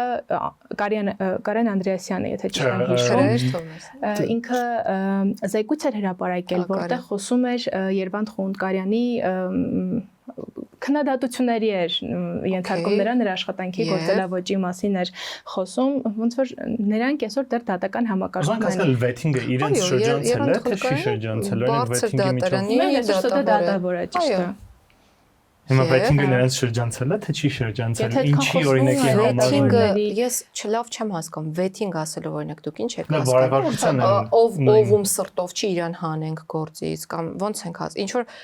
չափանիշների ամբողջություն է, չէ՞, վեթինգը։ Դատավորների վրա արդեն ինչ որ կոռուպցիոն կասկածներ կան գործարքների մասին խոսվում է։ Իսկ կարևոր է այդ կոռուպցիոն կասկածները ով ունի կամ իրական են, թե իրական չեն, այսինքն ով է չափում։ Չէ, կարևոր է ով է մտածում։ Այսինքն եթե կարևորը դրանք ուսումնասիրվում են, թե չէ։ Մի անուն չտվեցիք, ես տա Մասիս Մելքոնյանը օրինակ։ Ճիշտ է։ Ասում են Մասիս Մելքոնյանը բոլորին կալանքի որոշումներ է տալիս։ Ինձ մի անգամ հարցին ասեցի, իսկ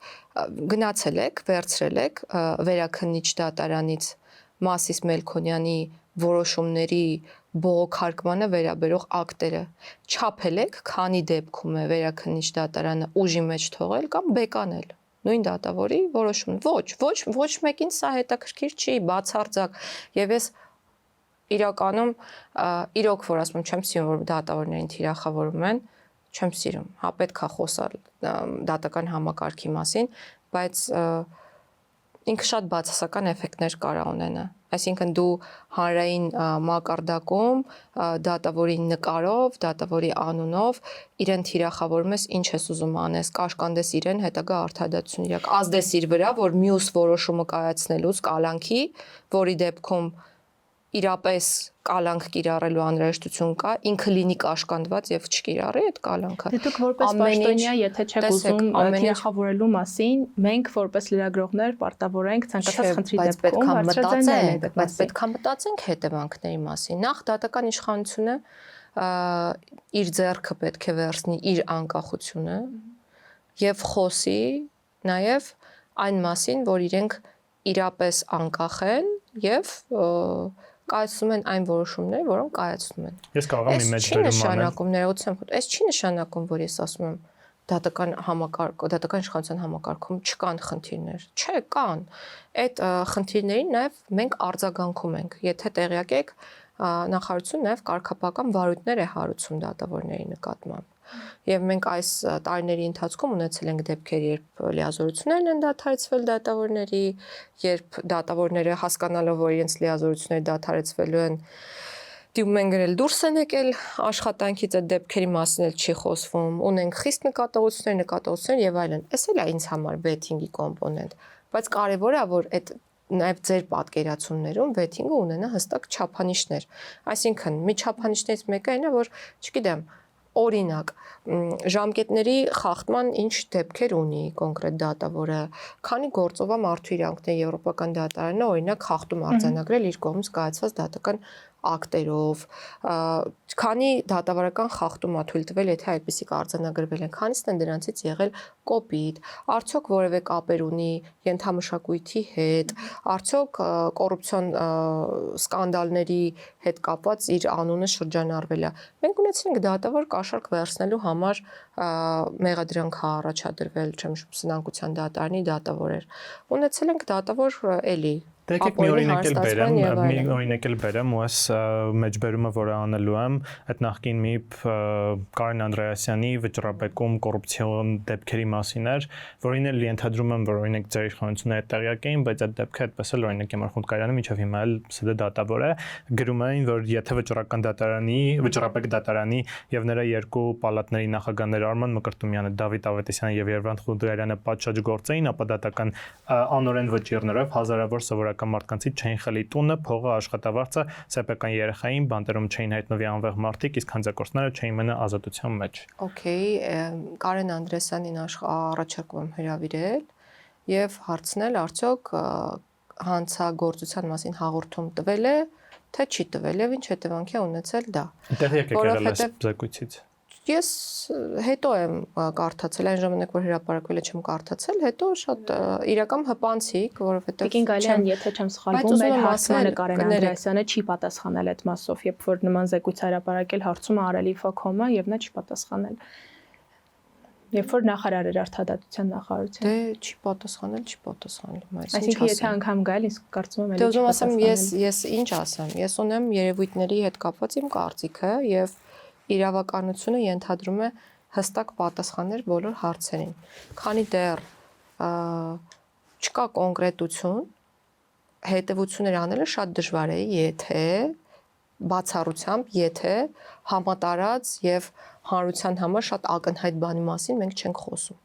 Այսինքն, եթե դուրսը 100 հոգի տեսնում են, որ ինչ որ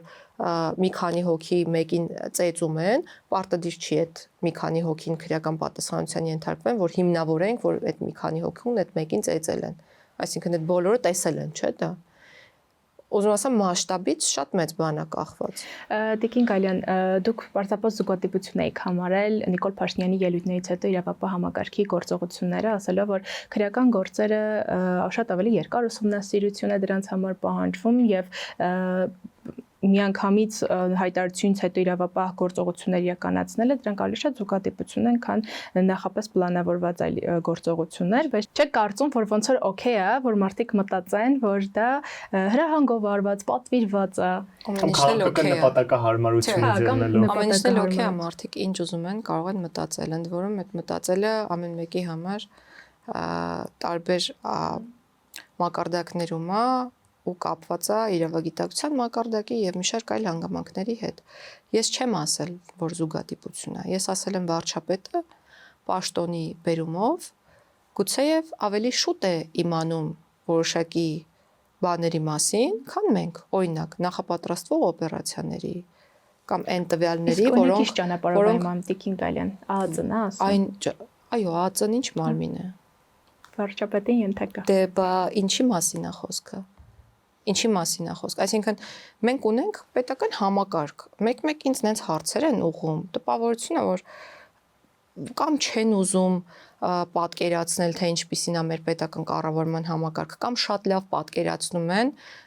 բայց հարցը այնպես են ուղղում, որպեսզի մեր քաղաքացիները, որոնք որ պարտավոր չեն գուցեև պատկերացնել, իրենց մոտ տարընկալումներ առաջանան։ Ինչու վարչապետը իմացավ այդ գաղտնիքների մասին, այդ գործողությունների մասին, ինչու Շուրջ ջան,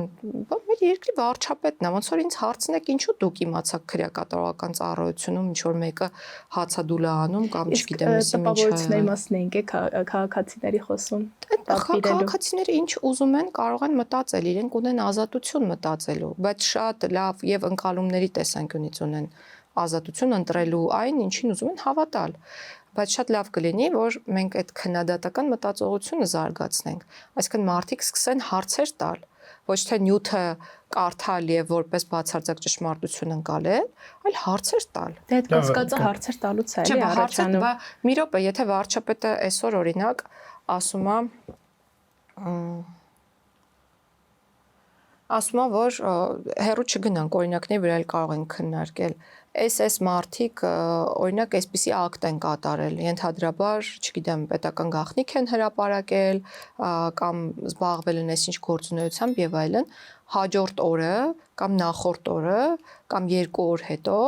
մենք տեսնում ենք, որ X մարդուն առաջադրված մեղադրանք։ Ես ասել եմ եւ տրամաբանորեն եւ յուրաքանչյուր համատեքստում էլ այդպես է, չի կարող մարդուն մեղադրանք առաջադրվել 1 կամ 2 օրում։ Ուղղակի չի կարող։ Եթե ասենց հանցագործության թարմ հետքերով չես գնացել, ասենց սպանության վրա մարդուն չես բռնել, դա ենթադրում է աշխատանք, որը նախորդում է մեղադրանքի աշխատանքը ունեցած լինի, քաղաքական նպատակահարմարությունը լինի ու միանգամից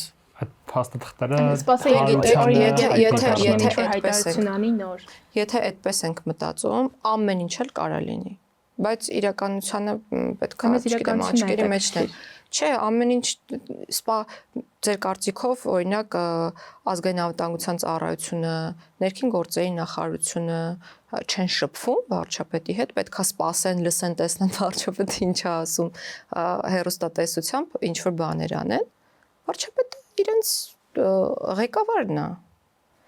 Կամ որ ինձ հարցնում են, չգիտեմ, լավ, չխորանամ։ Շատ կխոսեմ, թե չէ։ Մոտավորապես որ ասում են, որ դատական համակարգի խնդիրները չեն լուծվել, ուզում ենք հասկանալ 8 տարի անց ով է այդ դատական համակարգի խնդիրների չլուծվելու քաղաքական պատասխանատուն։ Շատ բարդ հարց է, որով այս մասին վարչապետի հետ էլ ենք շատ խոսել եւ վարչապետի ինքն էլ է շատ խոսել հանրության հետ, ասում է, որ այն հարցերի պատասխանատուն, որը որ ես չեմ լուծման տեսանկյունից, վերջում ուղղվում են ինձ, որովհետեւ ես քաղաքական իշխանության առաջնորդն եմ։ Մեր երկրում իշխանությունների տարանջատում է։ Տարանջատման սկզբունքն է գործում ու դատական իշխանությունը անկախ է իր որոշումների կայացման համատեքստում։ Բայց միշտ այդ որոշումների բեռը եւ այդ որոշումները պարզաբանելու պարտականությունը քաղաքացիների աչքերում կրում է քաղաքական իշխանությունը։ Ու ինչքան էլ որ մենք ասենք ժողովուրդ ջան, մենք չենք որոշում, կա դատական համակարգ, որը մեր երկրում անկախ է, դա նրանից է, որ մեր երկիրը իրավական պետություն է, մեր երկրում եռաթև իշխանությունն է գործում եւ այլն, ժողովրդի համար ընկալելի չի։ Մեծ հաշվով ամեն ինչի պատասխանատուն էլ քաղաքական իշխանությունն է։ Բայց նաև պետք չի թերագնահատել այն ջանքը, որը միտված է եղել այդ խնդիրները հաղթահարելուն, եւ որոշ կետերում շատ բաներ իրականում հաղթահարվել են, շատ բաներ էլ չեն հաղթահարվել։ Ու այն ինչ որ չի հաղթահարվել, նաև փորձ է արվելու հաղթահարել նոր սահմանադրությամբ, որովհետև ինչքան էլ որ խոսում ենք վեթինգի մասին, ես իհարկե մասնագիտական տեսանկյունից չեմ ուզում խորացնել բանավեճը, որովհետև կա սահմանադրությամբ դատավորի անփոփոխելիության սկզբունք, շատ դժվար է այդ ամեն ինչը անել այն դեպքում, երբ սահմանադրական արգելքներ կան եւ այլն, բայց դա երևի քննարկման շատ մեծ ու առանձին թեմա է։ Քանի որ խոսացիք նոր սահմանադրության մասին, դուք նշել եք, որ ամենակարևոր փոփոխություններից մեկը նոր սահմանադրության մեջ եւ ամենակարևոր կետերից մեկը մարդու իրավունքների ու պարտականությունների հստակ դասակարգումն է։ Հետաքրքիր է, կան ինչ-որ պարտականություններ, որոնք առաջին են ամրագրվելու նոր սահմանադրության մեջ, եթե կան, որոնք են։ Եթե մեր առաջարկը ապրի, ամենամեծ նորամուծությունը, որը շատ բան չի փոխելու մարդկանց կյանքում, դա սահմանադրություն եւ օրենքը հարգելու պարտականությունն է։ Առաջին հայացքից տպավորություն է, որ մարդիկ պետք է հարգեն, բայց դա ոչ միտեղ ամրագրված չէ։ Մենք միշտ հակառակ կողմից են գալիս, ամրագրում ենք խախտելու դեպքում պատասխանատվությունը։ Բայց մեր կարծիքով մարդու ընկալման, չգիտեմ, երեխայի դաստիարակության տեսանկյունից շատ կարևոր է պոզիտիվը միշտ ներկայացնել սկզբից եւ հետո նոր հետևանքը։ Ու մենք ուզում ենք, որ մեր բոլորի մտածելակերպը այդ առումով փոխվի։ Ու ուզում ենք, որ պարտականություն լինի սահմանված, որ մարդը քաղաքացին պետք է հարգի օրենքը, սահմանադրությունը։ Իսկ միայն դա է։ Մյուս պարտականությունների տեսանկյունից ուղղակի առանձնացված են հիմա ներկայացված այդ պարտականությունները, հիմնականում նույնն են մնում ծնողների համար երեխային խնամելու պարտականությունը, օրինակ կամ ծնողների համար զառանալ հոգ տանելու պարտականություն եւ այլն, այսինքն այն պարտականություններն են, որոնք առանձնացված տարբեր դրույթներում սահմանադրության մեջ հիմա արկա են, այլ որպես այդպիսին քաղաքացուն ծանրաբեռնող պարտականություն ըստ էության չկա։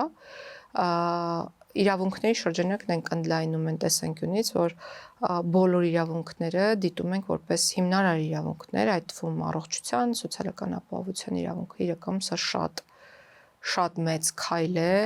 ու շատ բարձրացնում է պետության պատասխանատվության աստիճանը այդ իրավունքների երաշխավորման ու պաշտպանության համատեքստում։ Տերին Գալին, ասում եք, որ նոր սահմանադրությամբ պիտի հավասարակշռվի իշխանությունների ուժերը, հետաքրքիր է ուժն եք հավասարակշռելու, հա, վարչապետին։ Ժողովրդի ուժը ժողովրդավարության անմիջական իրացման մեխանիզմների հնարավորությունները ընդլայնվելու են։ Նախ դատական իշխանության կազմում ժողովրդի մասնակցության հնարավոր դեպքի ամրագրում, երդվելատենականների ինստիտուտը, իհարկե թող տպավորություն չստեղծվի, որ այդ ինստիտուտը կիրառելի է բոլոր դեպքերի համար, մենք պետք է ֆիլտրենք, օրինակ, ցմահ ազատազրկում ենթադրող հանցանքների պարագայում երդվյալներ էլ մասնակցեն կամ հանրության համար հետաքրքրություն ներկայացնող հանցատեսակների դեպքում շատ հետաքրքիր մտքեր ունենք, օրինակ կարելի է այդ ինստիտուտը ներդնել հարկային հանցագործությունների պարագայում եւ քաղաքացիների համար մեծ հետաքրքրություն ներկայացնող եւ իրենց կյանքի որակի վրա ազդող հանցագործությունների քննության։ Գնահեք էլի մեծ հարց։ Իսկ օրինակ վարչապետի լիազորությունների սահմանափակման վերաբերյալ նորմա կա։ Հիմա գալիս եմ դրան, կա ազգային ժողովի լիազորությունների ընդլայնում եւ սա ինքնըստինքյան ենթադրում է նաեւ ինչ որ առումով վարչապետի լիազորությունների սահմանափակում, այսինքն որոշ բաներ գնում են ԱԺ-ի վերահսկողությամբ իրականացվելու, օրինակ զինված ուժերի կիրառման հնարավոր տարբեր դեպքեր ենք առանձնացրել եւ նախնական հսկողություն սահմանել նաեւ ազգային ժողովի համար։ Իսկ օրինակ ԱԱԾ-ն կամ ՊՎԾ-ն, որոնք այս պահին վարչապետի ենթակայության տակ են, ԱԱԾ-ն, ՊՎԾ-ն, դրանք կորոշենք, իրականում քննարկման ենթակա հարցեր են, այլ անվտանգության խորհրդի հետ կապված հարցերը։ Այսինքն կան բաներ, որոնք դեռ չեք որոշել եւ նոր սահմանադրության տեքստի մեջ չկա։ Նոր սահմանադրության տեքստ, նախագիծ, որը դեռևս գտնվում է քննարկումների փուլում եւ մենք ստանում ենք առաջարկներ մեր տարբեր գործընկեր գերատեսչությունների կողմից եւ խմբագրում ենք, բայց դա պետք է անցնի նաեւ կոլեգիալ քննարկումների ֆիլտրով ու հանրայնացվի։ Դրանից հետո էլ չի բացառում։ Դե նախարարը ընտրությունները իրական ես այնքան կուզեի վաղուց հրապարակված լիներ եւ ես մարդկանց հետ խոսեի դրույթների մասին, բայց դա կոլեգիալ որոշում է, գնահատվում է տեքստի պատրաստ լինելը, իսկ դա որոշվում է մարդկանց համաձայնությունների քանակով, որովհետեւ մարդիկ պետք է, չէ՞ որ տարբեր գերատեսչություններին մարդկանց առհասարակ առնչվող հիմնական փաստաթուղթն է դա ու չի կարող օրինակ մի նախարարություն մշակել, ասել պատրաստ է, ես հրապարակում համանդրություն եկեք քննարկենք, ոչ։ Դրա համար ուշացավ ընտրությունների հետ կապված քարոզարշավը սկսվեց, արդեն դա մղվեց երևի տեքստի բուն քննարկումների հետ կապված հատվածն եմ ասում, մի քիչ հետին պլան, բայց հիմա կրկին մեր օրակարգում է deadline, թե երբ կլինի։ Deadline-ի մասին չեմ կարող նշել, բայց կառավարության ծրագրում կարծում եմ տեղ կգտնի, որ մենք պետք է մեր ջանքերը կենտրոնացնենք նոր սահմանադրության տեքստը հանրաքվեի դնելու աշխատանքների շուրջ։ Անցած տարի երբ ձեզ հարցրել էին նոր սահմանադրության վերաբերյալ, ասել էիք, որ նոր սահմանադրությունը լինելու է խաղաղությունը չվտանգող սահմանադրություն, հիմիկ մեր սահմանադրությունը ոնց է վտանգում խաղաղությունը։ Իմ կարծիքն եք հարցնում, չի վտանգում իսկ ինչի համար է բնորոշում այդ դեպքում։ Բայց մենք մենակ չենք այս աշխարհում եւ ես միակ մասնագետը չեմ։ Մենք միշտ ասում ենք, որ սահմանադրությունը մեր ներքին գործն է, մենք ուզել ենք փոխել սահմանադրությունը 2018 թվականից հետո եւ կրկին այդ մասին կան փաստեր։ Այնպես է ստացվել, որ միջազգային հարթակներում խոսվում է դրանում պարունակվող արտահայտությունների վտանգավոր լինելու մասին։ Խոսքը ես բաց կարող եմ խոսել, որովհետև հոգնել եմ այս թեմայից արդեն անկախության հռչակագրին հղման մասին է։ Անկախության ես երբ որ ասում եմ անկախության հռչակագիր, օբյեկտիվորեն մարդիկ ավելի էմոցիոնալ են դառնում եւ հուզումներ են առաջանում այս հարցի հետ կապված, բայց հեռու եմ այն մտքից, չեմ էլ ուզում ստվերել շատերին։ Տիկին Գրիգորյան կալաններեցեք, իսկ բնական չի, որ մարդիկ նման ռեակցիա են տալիս։ Չէ, ինձ համար բնական չի։ Դուք օրինակ անկախության հռչակագիրը կարդացել եք, ենթադրում եմ։ Անկախության հռչակագրում ինչ համատեքստում է Լեռնային Ղարաբաղը օգտագործվում։ Միացման։ Որտեղ է օգտագործվում։ Պրեամբուլայում նախաբանում նպատակների մեջ, որ առաջնորդվելով գերագույն ՀԽՍՀ գերագույն խորհրդի եւ Լեռնային Ղարաբաղի, եթե չեմ սխալվում, ազգային խորհուրդ էր կոչվում, համատեղ որոշմամբ միավորման Լեռնային Ղարաբաղի միավորման գաղափարով ընդունում ենք հռչակագիրը հետեւյալի մասին։ Այդ նպատակների մեջ մի շարք բաներ կան։ Պատմական արդարությունը վերականգնելը, ժողովրդի արժեվ պատասխանատվությունը, ժողովրդավար սկզբունքները, առաջին հանրապետության արժեքաբանական հիմքը հաշվի առնելով, այսինքն ներածության մեջ նշվում է այդ հատվածը եւ հետո հռչակվում են սկզբունքներ մեր պետության անկախացման ճանապարհի մասին, այսինքն դրանից հետո այդ պրեամբուլայից հետո եկողը այն մասին է տեքստուալ, թե ինչպիսին պետքա լինի մեր պետությունը, որ մեր պետությունը պետքա լինի ինքնիշխան, որ մեր պետությունը պետքա ունենա զորք, որ մեր պետությունը պետքա զարգանա SSS-ու, այսինքն այն սկզբունքներն են հիմնականում, որոնք տեղ են գտած եւ պետքա տեղ գտնեն նաեւ նոր սահմանադրության մեջ, որտեղ այդ սկզբունքներից շեղումներ չի կարելի թույլ տալ։ Բայց մի բան ասեմ, շատ կարևոր թեմա։ Անկախության հռչակագիրը ինքը պատմական փաստաթուղթ է, որը ազդարարել է մեր պետության անկախացման գործընթացի սկիզբը։ Այս փաստա չէ, ոչ մեկ չի վիճում սրա հետ։ Վեճ կա, արդյոք դա իրավական փաստաթուղթ է, թե ոչ։ Այսինքն իրավական նորմատիվ իրավական ակտ է դա, թե ոչ։ Ընդ որում ավելի շատ տեսակետներ են հնչում այն ուղղությամբ, որ դա նորմատիվ իրավական ակտ չի, բայց վեճ կա, միևնույնն է, որովհետև դա գերագույն խորհրդի կողմից է ընդունված եւ այլն։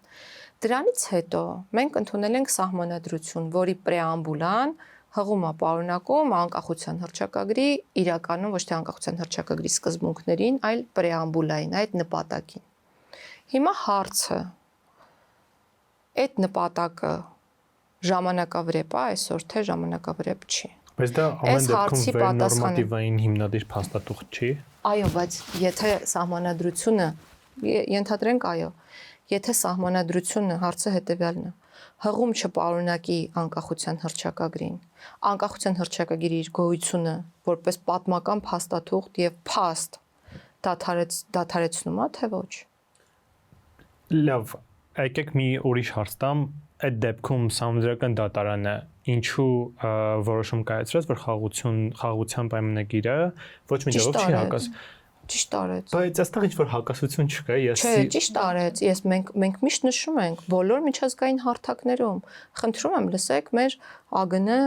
նախարարի ելույթները։ Իմ երկկողմ հանդիպումներին չեք մասնակցում, ինֆորմացիա չունեք, բայց միշտ մենք նույնն ենք ասում, այն ինչ մենք մտածում ենք, որովհետև մենք ասում ենք, չի կարող դա խնդիր լինել։ Չի կարող նախաբանը տարածքային հավակնություններ պարունակել։ Եվ ինձ մի անգամ հարց ուղեցին, ասցին, Ադրբեջանի սահմանադրությունն էլ է համարյա նույնաբովանդակ ինչ որ մի բան ասում, ինչի՞ չեք ասում, որ իրենց սահմանադրությունն է խնդրային։ Ասում ժողովուրդ, եթե մենք չենք ընդունում, որ մեր սահմանադրությունը խնդրային է, մենք ասում ենք տարածքային հավակնություններ չունենք եւ իրականում չունենք։ Ոնց կարող ենք մի բանը, որ մեզ համար խնդիր չի, ասենք խնդիր է այլ պետության համար։ Ադրբեջանն ունի այլ քաղաքականություն, դա իրենց գործն է, իրենք ինչ կասեն, չեն ասի, իրականում մեզ պետք է հետաքրքրի, մեր ներքին գործն է։ Ուղղակի ես այս թեմայի մասին շատ կարևոր եմ համարում խոսելը, որովհետև իմ կարծիքով շատ չափազանցված նյարդ կա այս հարցի քննարկման համատեքստում, որը ռեալ չէ։ Ու ես շատ կուզեի, որ մեր հայրենակիցները այսպես հնարավորություն ունենայի նստել ու խոսելու իրենց հետ եւ ես հարցեր տայի, այսինքն ինչն է նյարդ առաջացնողը։ Տիկին Գալամիկուցը պատերազմի պարտությունն է, որ մեծ հիասթափություն է բերել եւ էմոցիոնալ դաշտավելի է լարել։ Միգուցե այլ իրավիճակում թեման լրիվ այլ ձև քննարկվեր եւ այլ ձև հասկացվեր, համենայն դեպս կարծում եմ, որ պատերազմի պարտությունը շատ մեծ ազդեցություն ունեցել ընդհանրապես հանրության արձագանքին այս թեմայի վերաբերյալ։ Եվ մենք պետք է ընդունենք ցավոք սրտի, որ պարտվել ենք, բայց հիմա ունենք խաղաղություն, որը պետքա պաշտպանել։ Եվ իմ ասելիքը այդ համատեքստում է եղել, որ գերագույն նպատակը եւ իրականում մեր քաղաքացիների ընտրությունը վերջին ընտրություններում եղել է խաղաղությունը։ Տիկին Գալյան, այս ամեն ինչի համատեքստում պետքա քննարկենք։ Ադրբեջանը կստորագրի խաղաղության պայմանագիրը, եթե մենք նոր սահմանադրություն ընդունենք, թե օրինակ այլ պատճառներ կբերի, որ ձգձգի process։ Ես պաշտոնատար անձ չեմ, որը աշխատում է այլ պետությունում։ Ես չեմ կարող իրենց փոխարեն պատասխանել, որովհետև իշխանության եւ նորմալ է, որ չիմանամ դրա պատասխանները։ Ես ինչ իմանամ։ Լավ, իսկ այդ բարակայում որևէ մեկը չի կարող իմանալ։ Բանակցությունները գնացել են այն ուղղությամբ, որ արդեն նախաստորագրվել է պայմանագիրը։ Եվ այդ պայմանագրի տեքստից շեղում, եթե ես չեմ սխալվում, չի նախատեսվում եւ այլ պայմաններ էլ դրված չեն եղել ոչ նախաստորագրման, ոչ հետագա ստորագրման հիմքում։ Եվ հետեւաբար ես հույս ունեմ, որ պայմանավորվածությունները ուժի մեջ կմնան։ Շատ լավ, Ադրբեջանը մեծ հաշվով մինչև հիմա չի դադարեցնում Հայաստանի նկատմամբ, այսպես ասած, ոչ բարեկամական վերաբերմունքը։ Այսինքն դա օրինակ կասկած չի, օրինակ Ջերմուկի եւ այն օկուպացած տարածքներից իր զորքերը չի հանում։ Այսինքն դա ինչ որ ձևով կասկած չի առաջացնում, որ սա խաղաղության եմ չեմ կարող հակադարձել զորքեր հանել չհանելու մասով ինչ որ բան ասել, որովհետեւ իրոք չեմ տիրապետում այդ ինֆորմացիային։ Բայց ամեն դեպքում ես մեր օրակարգից էլ շեղում չեմ տեսնում։ Որպես արտահայտության նախարար չեք իմանում, որ տարածքներ ունենք, որտեղ Ադրբեջանի զորք կա։ Չեմ կարող խոսել այն մասին, ցանկացած թեմային դա կարող է առնչվել, որի վերաբերյալ իմ կարծիքով բավարար մասնագիտական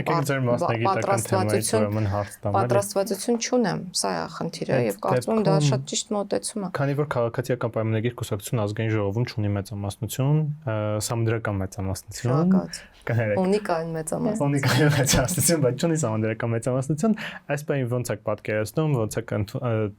անելու հանրակրվե, որ նոր սահմանադրություն ընդունվի, որովհետև Նիկոլ Փաշինյանը հայտարարում էր, որ կա օրակարգ, ինչ օրակարգի մասին էր խոսքը։ Օրակարգը սահմանադրության տեքստը հրապարակելն է, կոմունիկացնելն է քաղաքացիների հետ, տրամադրությունները չափելը, բացատրելը, տրամաբանությունը տեքստի առաջարկներ ընդունելը, փոփոխություններ կատարելը եւ ուղարկել ազգային ժողով քննարկման։ Այսինքն պատգամավորների հետ ուղարկել ազգային ժողով քննարկման։ Եվ կարծում եմ, որ պատգամավորները իրենք էլ կչափեն հանրության պահանջը եւ կհասկանան ինչպես վարվել։ Հետագան արդեն ցույց կտա, թե ինչպեսին կլինեն քայլերը։ Իրականում ժողովրդավարությունը ուղղակի իրացման ենթակա ֆենոմեն է, այսպես ասեմ, էլի, եւ դժվար պատկերացնելի է, որ ուղղակի իրացումից շեղում կարող է լինել։ Սահմանադրական այն նորմը, որի մասին որ դուք խոսում եք, այդ պահանջը շեմի ձայների 3/5-րդի, ինքը ժողովրդավարության ուղղակի իրացման զսպող մեխանիզմ է ինչ որ առումով։ Մենք կչափենք հանրության։ Ոնց եք չափելու Տիկին Գալյան, հետաքրքիր։ Հանրային պահանջի չափման տարբեր մեխանիզմներով։ Օրինակ, չգիտեմ, չեմ սոցիալական ցանցերում ինչ որ մարդկանց ստատուսները օրինակ ստորագրահավաքով հասարակ բան, ստորագրահավաք։ Բայց եթե օրինակ այդ ստորագրահավաքը անեք, գնալի ԱԺ ու չընդունվի։ Դե դրա համար կմտածենք ժողովրդավարության ուղիղ իրացման հնարավորություններ նախաձեռնող քայլեր։ Հնարավորություններ ընձեռողներ։ Այդ քայլերը գիտեք, որոնք են այդ քայլերը, թե այդ քայլերի մասին կան բազմաթիվ նաև գիտական մոտեցումներ, բայց ես կարծում եմ, որ վաղ է դրա մասին խոսելը, ինչու մենք չենք մտածում տեքստը հրապարակելու նախորդող քայլերը դեռ պետք է անենք, չէ՞, տեքստը հրապարակել ունենալը ոչ մեկ չի արգելում։ Մեր հանձնառությունն է եղել անել ամեն ինչ, որ մենք ունենանք լեգիտիմ ավելի լավ իրավունքներն ավելի լավ պաշտպանող քաղաքացիների իշխանության թևերը ավելի ճիշտ բալանսավորող սահմանադրություն։ Ու մենք փորձում ենք սահմանադրության տեքստը շարադրել այնպես, որպեսզի ունենանք հենց այդպիսի սահմանադրություն։ Հիմա մեր խնդիրն է դա ներկայացնել հանրության դատին։ Դրանից հետո ինչպիսին կլինեն քայլերը, իհարկե ժամանակը ցույց կտա։ Քանի որ սահմանադրական դատային շատ խոսք գնաց, այս հարցնալից մտանք ու անցնենք մեր վերջին բլոկին։ ԿՊ-ն, հա, քաղաքացիական պայմանագիր կուսակցությունը 2018 թվականից ի վեր կազմակերպել է մի շարք ընտրություններ, որոնց վերաբերյալ լեգիտիմության հարցը հարցականի տակ չի դրվել, բայց այս վերջին ընտրությունների ժամանակ այդ հոսույթը կար ու մասնավորապես օրինակ դիտորդական առաքելությունները կենտրոնական ընտրական հանձնաժողովի որոշումը ապօրինի էին որակել, դուք սահմանադրական դատարանում նաև պաշտպանում էիք իշխանության շահերը այս պարագայում կամ կուսակցության շահերը ներողություն ուզում ենք հասկանալ ձեզ չեք կարծում որ ժողովրդի մոտ կասկած կարող է առաջանալ որ իշխանությունը պատրաստ չի լինելու ընտրության միջոցով լքել եւ պիտի օրինակի համար հեղափոխություն անեն կամ այդ ճանապարհով օրինակի համար կա այստեղ հարցի վիճակարկենք այդ կասկածը արդյոք լեգիտիմ չի որ ովնի կասկած ժողովուրդը այնքան շատ ես եմ սոցիալիվ կարդացել եւ նաեւ ես այնքան բան եմ լսում բայց ես չգիտեմ ոնց եք չափում դուք այդ ժողովրդի մոտ կասկածի առկայությունը Երբ մարդիկ խոսում են դրա մասին, ուրեմն այդ կասկածը հայտնվում է։ Չէ, մենք ունենք ինստիտուտներ մեր երկրում, որոնք իրականում գործում են։ Երբևէ իրոք անհամեստություն չհնչի, բայց իմ ընկալմամբ առնվազն ինստիտուտները, որոնք այսօր գործում են, երբևէ այսպես չեն գործել։ Նույն կոռուպցիայի կանխարգելման հանձնաժողովը, թեկուզ կենտրոնական ընտրական հանձնաժողովը շատ հարցերում ու մնացյալ բոլոր ինստիտուտները։ Ինչ է մեզ շեշտադրում, որովհետև մենք երբևէ չենք ունեցել օրինակ իրավիճակ, երբ վարչապետի խոսքը որևէ մի ինստիտուտ օրինակ քննադատության առարկա դարձնի։ Մենք նաև տեսել ենք այդ օրինակ ինձ համար շատ հաճելիորեն զարմացնող երևույթ էր դա։ որ կարող է այդպիսի բան գոյություն ունենալ, այսպես ասեմ։ Հիմա մեր սահմանադրական դատարանը բարձր դատարանն է, որը որոշում է կայացրել այդ հարցերի կապակցությամբ։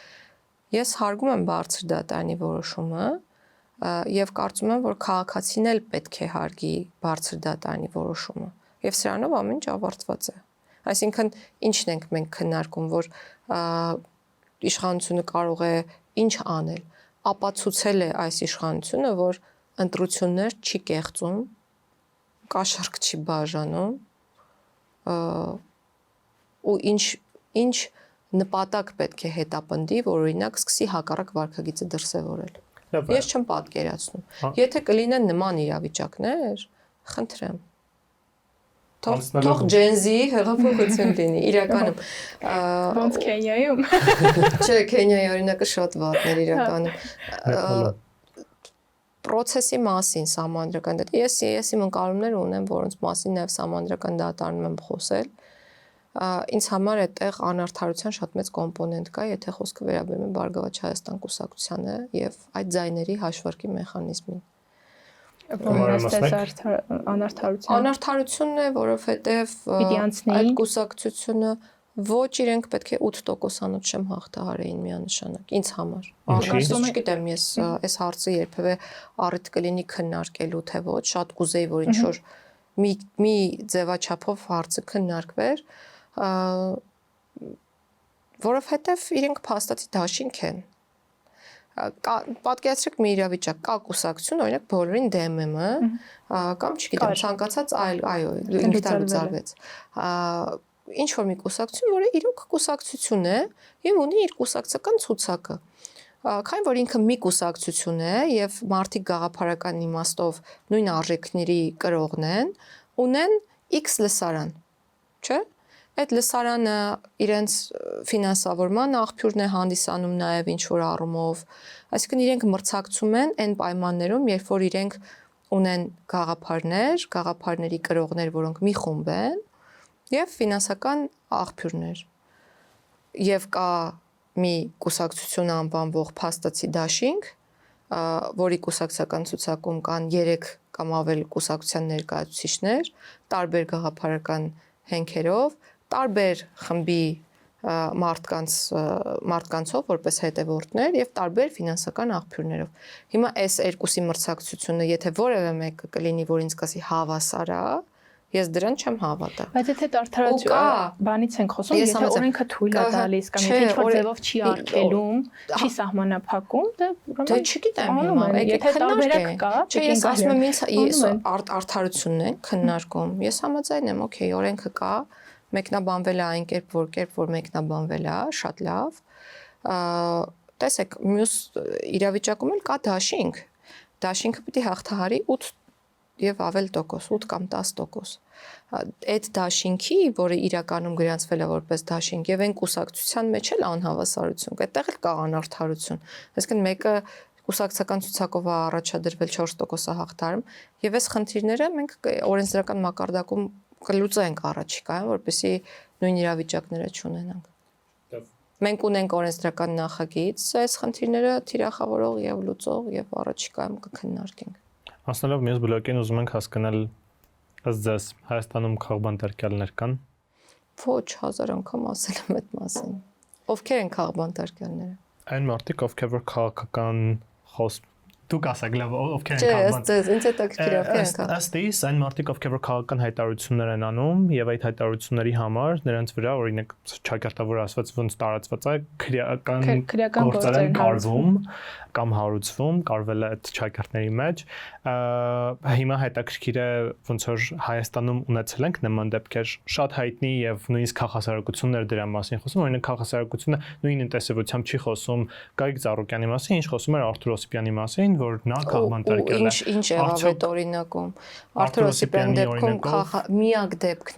միակ դեպքներին պրակտիկայի ընթացքում, երբ քաղաքասարակությունը իրոք ակտիվ կերպով արձագանքեց այդ իրավիճակի, որում քաղբանտարկել չի, ես դա չեմ քննարկում։ Քննարկում եմ այն համատեքստում, որ համաչափը անհամաչափ չի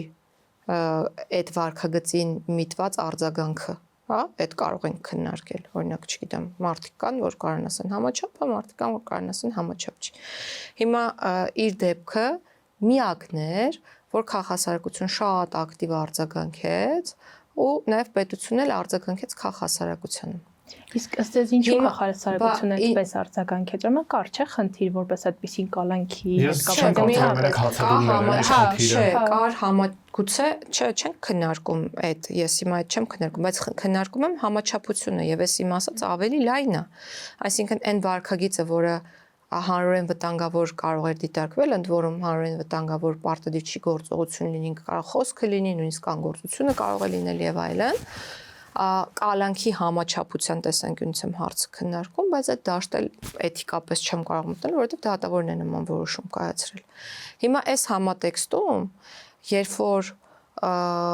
մենք խոսում ենք քաղբանդարկյալների կամ համաչափության անհամաչափության մասին, մենք պետք է այս օրինակը այո աչքի առաջ ունենանք, որովհետև այս դեպքում գուցե անհամաչափ էր եւ այդքան մեծ արձագանք ստացավ, բա ուր է քաղաքասարակությունը, ուր են մարդու իրավունքների բոլոր պաշտպանները մնացած բոլոր այն դեպքերում, երբ որ այդ դեպքերը փորձում են մատուցել որպես անհամաչափության մասին եք խոսում, բայց չեք կարծում, որ բանտարկություններ։ Չեք կարծում, որ Արթուր Օսիպյանի գործը ոչ միայն անհամաչափության դեպքով էր, այլ նաև նրա դեպքով էր պայմանավորված, որ այդ հայտարարությունները, որոնք արել էր Արթուր Օսիպյանը, որի համար էլ օրինակ հարուցվել էր խուլիգանության համար, չէ՞, ինչ որ հայտարարությունների համար էր հարուցվել նաև, այդ հայտարարություններում եղել են հայհոյանքներ կային։ Հայհոյանքներ չկային, ես հիմա չեմ կրկնի այն նույն արտահայտությունները, որոնք որ գրված էին, բայց ամեն դեպքում ինչի այդ ժամանակ չի հարուցվել, օրինակ չի հարուցվել 2 ամիս առաջ, երբ որ արվել այդ հայտարարությունը, եւ հարուցվել այն ժամանակ, երբ որ Նիկոլ Փաշինյանի այդ բանավեճը ունեցել ու հաջորդ օրը այս գործը բերվում է առաջ։ Դե կարող է դրանից հետո առաջացրել համար, տեսեք, ես փաստաբանը չեմ իրավապահ մարմինների։ Ես ուզում եմ, որ ակնհայտ լինի մեր քաղաքացիների համար մի բան, որ մենք մեր քննարկումներում էլ շատ հաճախ մեր գործընկերների հետ հաշտ չենք։ Լիքը մոտեցումների եւ քաղաքականության մշակման համատեքստում թող տպավորություն չստեղծվի, որ մեր բոլոր որոշումները բոլորի հետ համաձայնեցված են, մենք շատ թեժ քննարկումներ ենք ունենում եւ շատ հաճախ։ Դե եթե ունեք համարադրության տեքստը չի հրապարակել հասկանալի արդեն։ Հեսա բյուջեի քննարկման են գնալու, ես վախում եմ պատկերացնել, թե մեզ ինչա սպասվում այդ ընթացքում, բայց ինչ եմ ասել, ուզում ասել, մտքից թելն էլ կտրվեց։ Իմ օրինակ հենց նոր մտածեցի, եթե ես լինեի դատախազ, Արթուր Օսիպյան, որ այդ միջադեպը տեսնեմ, ինձ Արթուր Օսիպյան կհետաքրքրեր, կմտնեի իր Facebook-ը կթերթեի։ Ու գործ կհարուցի։ Դե եթե թերթեցի տեսա ինչ որ մի բան, ոնց չհարուցեմ, բայց էլի եմ ասում, կարող է չգիտեմ ոնց է, չգիտեմ ինչի են 2 ամիսը, որովհետև երևի follower չեն եղել 2 ամիս առաջ Արթուր Օսիպյան։ Երևի հետաքրքրությունը այդ դեպքով պայմանավորված է առաջացել։ Այն ինչ ասում եմ, բան ֆիլմերում որ գրում են բան չի է։ Արթուր Օսիպյանը իր կալանավայրից դուրս գալուց հետո խոսեց նաև պահման վայրերի անմխիթար վիճակի մասին։ Դուք եւս այդ թեմային անդրադարձել եք, իշխանության ինչքան ժամանակ է պետք որ այդ խնդիրը լուծի, ինչի է տրամաբանությունը չի փոխվում։ Ամեն տարի վերանորոգման պլաններ ենք հաստատում եւ իրականացնում ենք բազմաթիվ օբյեկտների վերանորոգումներ, այդ թվում խցային պայմաններն ենք բարելավում եւ եթե դուք դոիպոսլեն տեսնեք, շատ կզարմանաք, թե մենք ինչքան մեծ աշխատանք ենք կատարել։ Արթուր Օսիպյանի դեպքում, եթե ես չեմ սխալվում, հացադուլ անելուց հետո էր ինքը տեղափոխվել այլ խուց, որը եղել էր ավելի վատ պայմաններով, բայց որովհետև առանձին խցերը, որտեղ որ հացադուլավորներին պետք է պահեն, ուղղակի վերանորոգված չեն եղել։ Եվ դա եղել է ոչ թե կոնկրետ անձի խուցը կամ վատն է եղել դրա համար են տալ, այլ դա մեր պայմանը ցավոք սրտի որոշ հիմնարկների դեպքում։ Մենք ունենք անմխիթար կարանտինային հատվածներ, որոնք փորձում ենք վերանորոգել։ Ես կխնդրեմ մեր աշխատակիցներին այս հանդիպումից հետո ձեզ այդ վիդեոները ուղարկեն, թե ինչքան է իրական աշխատանք կատարվել։ Անընդհատ այցերի ընթացքում գնում ենք, նայում ենք, փորձում ենք բյուջե առանձնացնել, բանակցում ենք նոր քրեակատարական հիմնարկի կառուցման հետ կապված եւ հստակ ժամկետներ չեմ կարող նշել, բայց մենք ունենք հիմնարկներ, որոնք ել անմխիթար վիճակում չեն։ Հստակ, օրինակ, Աբովյան քրեակատարական հիմնարկը ամբողջությամբ վերանորոգված է։ Հիմա սկսում ենք Արմավիր քրեակատորական հիմնարկի առաջին մասնաշենքի վերանորոգումը, կարանտինային խցերը վերանորոգել ենք, բարեկարգել ենք Վանաձոր քրեակատորական հիմնարկը միջանցքներից սկսած խցերով, տեսակցության սրահներով ավարտած, այդտեղ ահռելի մեծ աշխատանք է կատարվում իրականում։ Տիգին Գալյան, քրեակատորական հիմնարկներից էլի մի հարց բացառում եք, որ Հայաստանի քրեակատորական հիմնարկներում ծեցի մեթոդը բացառում են, արդյոք գանգատներ չեք ունենում, չեն հաղորդում ձեզ կամ հետազոտություն արել եք, չեք արել։ Բացառվում է բացառությամբ, եթե ոչ իրավահպատակ վարքագիծ են դրսևորում դատապարտյալները կամ անազատության մեջ գտնվող անձինք եւ օրինակ փորձում են բունտ հրահրել եւ այդ դեպքում միայն հատուկ միջոցների տիրապետման իրավունք ունեցող մեր աշխատակիցները միջամտում են եւ գուցե կարգ ու կանոնի հաստատման ընթացքում լինի ուժի գործադրում, բայց դա փաստաթղթավորվում է, այսինքն թե ինչու է արվել եւ ինչ է արվել, պարտադիր բոլորը հետազոտվում են, մենք մեկ անգամ ենք երևի այդպիսի դեպք ունեցել, Նուբարաշենի դեպքը, երբ ներքնակ էին այրել դատապարտյալները եւ խցերը բացել էին եւ ծեծել էին, եթե չեմ սխալվում, ծեծել էին աշխատակիցներից մեկին, այսինքն այդտեղ ծայրահեղ անհրաժեշտության իրավիճակ էր առաջացել ուժի կիրառման եւ ուժի կիրառման իրավական հնարավորություն նախատեսված է, այլ կերպ ուղղակի հնարավոր չի։ Բայց սրանք խիստ բացառիկ դեպքեր են, ինչ վերաբերում է նախկին մեթոդներին, չգիտեմ, ծեծելով վախացնել, ինչ որ տեղեկություն կորզել, խոշտանգման իրավիճակներ եւ այլն, ես բացառում եմ նման դեպքերը, եթե կլինեն հետագայում, չգիտեմ, խիստ բացառիկ դրվագային իրավիճակներ կարող են լինել եւ նման մարդիկ տեղ չունեն մեր համակարգում։ Քրեակատորական հիմնարկները իրենց դերը որպես վերասոցիալականացման ուղղված կառույցներ կատարում են։ Այսօր արդեն սկսել են կատարել բավականին։ Այդ գործընթացը ոնց եք գնահատում, ինչ չափորոշիչներով։ Մի տեսաղորձ եմ նկարել 3, երևի այսօր կամ վաղը կհրապարակեմ, հենց ձեր հարցի պատասխանին մասին է։ Կարող ենք նշել, որ հարցազրույցը տեղի ունենում օգոստոսի 19-ին։ Տեսեք, նախ մենք հանրակրթությունը ապահովում ենք այն մարդկանց, որոնք որ հանրակրթություն չեն ստացել։ Փորձում ենք բարձրագույն ուսումնական հաստատությունների հետ աշխատել, 10-ից ավել բարձրագույն ուսումնական հաստատություններում սովորող անազատության մեջ գտնվող անձինք ունենք։ Առաջ այդ թիվը 0 էր կամ 1 կամ 2։ Մենք ունենք վերասոցիալականացման տարաբնույթ ծրագրեր կրթական, մշակութային, նաև սպորտային ու ամեն ինչ անում ենք, որպեսզի բազմազան հնարավորություններ տանք։ Օրինակ, մարզասրահները վերազինում ենք մարզագույքով, իրենց միջից առանձնացրել ենք մարզիչներ, որպեսզի կարողանան նաև իրենք մարզել մյուս դատապարտյալներին կամ կալանավորված անձանց։ Շախմատի առաջնությանն ենք մասնակցում, ԱՊՀ երկրների շարքում երկրորդ տեղը գրավեցինք վերջերս։ Մենք ունենք նորությունը հետևյալն է, ուսումնաարտադրական կենտրոններ մի քանի քրեակատորական հիմնարկներում, Վանաձորում, Սևանում եւ Արթիկում, իրենք կահույքագործության, զոդման, Արթիկում նաեւ եվրոպատուհաների արտադրության կենտրոններ են եւ դատապարտյալները հնարավորություն են ոչ միայն սովորելու, այլ նաեւ աշխատելու այնտեղ եւ նաեւ աշխատավարձ ստանալու։ Ու մենք մեր արտադրանքը ներքին սպառման համար ենք օգտագործում, այսինքն դատապարտյալների կողմից սարքած աթոռ սեղանը իրենք օգտագործում են օրինակ արճատև տեսակցությունների սենյակներում, որտեղ որ այդ աթոռ սեղանները տեղադրվում են կամ երկարատև տեսակցությունների սրահում, որտեղ որ այդ կահույքները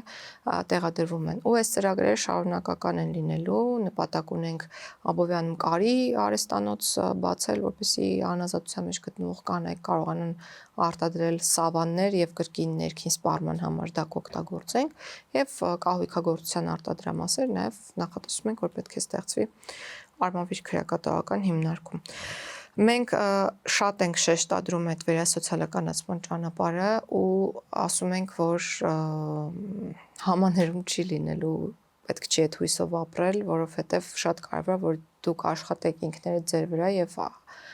հավակնեք օրինակ բաժից պայմանական վաղաժամկետ ազատվելուն։ Եվ մենք փոխել ենք մեր զեկույցների կազմման ֆորմատը, որոնք որ տրամադրվում են դատարանին, պատասխանելով այն հարցին, թե արդյոք այս անձը դրական վարքագիծ է դրսևորել եւ պատրաստ է վերասոցիալականացման թե ոչ։ Համաներում չի լինելու, որովհետեւ կա վիճակագրություն, որ համաներումից հետո մարդիկ նորից հանցագործությունների են դիմում։ Դե մենք ունենք հստակ վիճակագրություն, որ մոտ 50-55%-ը կրկնահանցագործներ են այսօր քրեակատարական հիմնարկներում պատժկերող անձանց։ Որպես վերասոցիալականացման ուղղված կառույցներ բանտերը աշխատում ենք այդ թիվը իրական վատ ցուցանիշ չէ սա, կարող է այդ թիվը ավելի մեծ լինել, բայց մենք ունենք նաև շատ լավ հաջողության պատմություններ, օրինակ ՑՄԱ դատապարտյալներ են ազատվել պատժից պայմանական վաղաժամկետ եւ կարողացել են վերաինտեգրվել հասարակություն ունենալով աշխատանք։ Պրոբացիայի շահառուներ, որոնք եկել են պրոբացիա ինչ որ արեստ են սովորել, մասնագիտացել են, դարձել են ինչ որ մի բանի մասնագետ, այլևս օրինակ կարիք չունեն հանցագործություններ կատարելու։ Շատ լավ, եկեք հետ գանք հայտարարագրերին, երբ որ խոսում էինք, ինձ իրաց թեման է։ Մենք ոնց որ ուսումնասիրել ենք կոռուպցիայի կանխարգելման հանձնաժողով ներկայացրած ձեր հայտարարագրերը եւ մի երկու հարց ունենք դրանց վերաբերյալ, մի քիչ երկար կարդամ։ Դուք քանաքեր Զեյթուն թաղամասում 2023-ին հայտարարել եք երկու բնակարան, չէ, մեկ։ Երկուսն է եղել, այսինքն մեկը տարվա սկզբին եղել է մեկ բնակարան, Նույն բնակարանն է 50%-ը, լավ հարց տվեք ես։ Հա, եկեք հարցը տամ, ավելի լավ բան կանեք։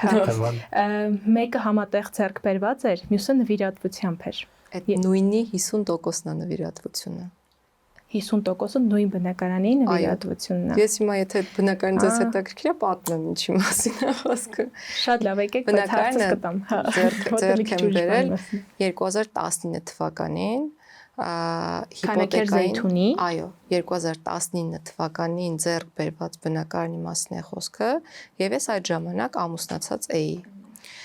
Երբ որ ամուսնության ընթացքում ձեռք ես բերում գույք, դա ավտոմատ դառնում է համատեղ սեփականություն։ Բնակարանը ձեռք է բերված հիպոթեկային պայմանագրի հիման վրա։ Բայց կնայեք հայտարարագրում 2022 թիվը նշված, որ ձեռք եք բերել։ Չէ, նվիրատվությունն է 50% եկել ինձ։ Նվիրատվությունը 2023-ին է եղել։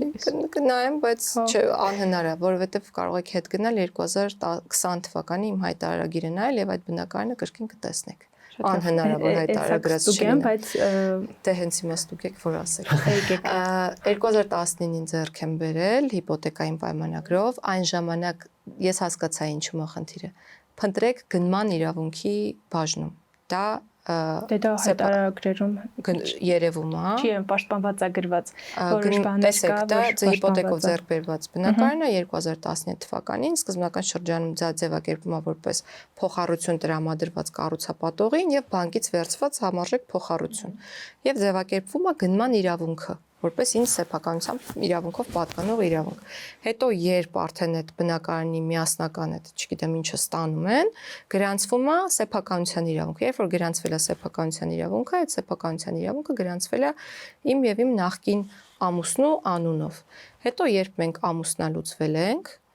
այդ նույն բնակարանի, որտեղ որ ես ունեի 50% մասնակցություն, այսինքն փայ, մյուս 50%-ը նվիրատվությամբ անցել է ինձ եւ գուցե դրա համար եք դուք տեսնում որ երկու բնակարան է, բայց խոսքը նույն տունը արդեն որպես սեփականություն ամբողջ տունը իմ սեփականությունն է եւ դեռևս շարունակում է լինել հիպոթեկային պայմանագրի առարկա եւ դեռևս ես ունեմ, չգիտեմ, մի քանի տարի եմ որ ասում եմ $200,000 նստել ինչա որ ես չունենա, այս տան մասին էի խոսում։ Դեռևս ես ամեն ամիս վճարում եմ իմ վարկը եւ ամեն երամսյակը մեկ հետ եմ ստանում իմ եկամտային հարկը։ Շատ լավ Տիկին Գալյան, ամեն դեպքում այս հարցը վերաբերում է նրան, որ այդ բնակարանը, եթե երկու ձևով էր ներկայացված, երկու տողով էր ներկայացված այդ թե մեկ բնակարանը 2024 թվականի տվյալներում այդ բնակարանը չկա, այնտեղ որոշակի անհամապատասխանություն կա, եթե կարող եք նայել դուք էլ տեսնել, հետաքրքիր է այդ հիպոթեկը փակել եք 25-ում արդեն որպես միանձնյա է։ Հա, բայց դուք ինչ որ բան ճիշտ չեք տեսնում երևի, որովհետև բոլոր հայտարարագրերում այդ նույն բնակարանն է եղել, իմ միակ բնակարանն է։ Այս բարձրացանեցիք արդեն միակ բնակարանն է, չէ, հիպոթեկը չեմ մարել։ Այնտեղ մեկ այլ բնակարան կար, որը վաճառել էիք, Բայց ոնց հասկանում եմ, դա նախորդ կենտրոնում էլի գտնվող, ամուսնության ընթացքում ձեռք բերված բնակարան էր, որ կրկին ամուսնության ուժով համատեղ սեփականություն էր համարվում։ Շատ լավ։ Իսկ այդ հիպոթեկը փակել եք։ Ոչ, ասեցի չեմ փակել։ Որն է հարցը, Չեմ փակել, բայց ուզում եմ բնակարան նորից ձեռք բերել։ Շատ լավ։ Փնտրում եմ։ Մի հատ այստեղ էլի ճշտող հարց 2024-ին ծախսերի բաժնում հայտարարագրի նշել եք, որ վարկերի մարման ուղղված ծախսերը 39 միլիոն են եղել այդ տարի։ Դա համապատասխանում էր ոնց որ այն տանկնի, որը վարկի տեղափոխում եմ արել մի բանկից մյուս բանկ։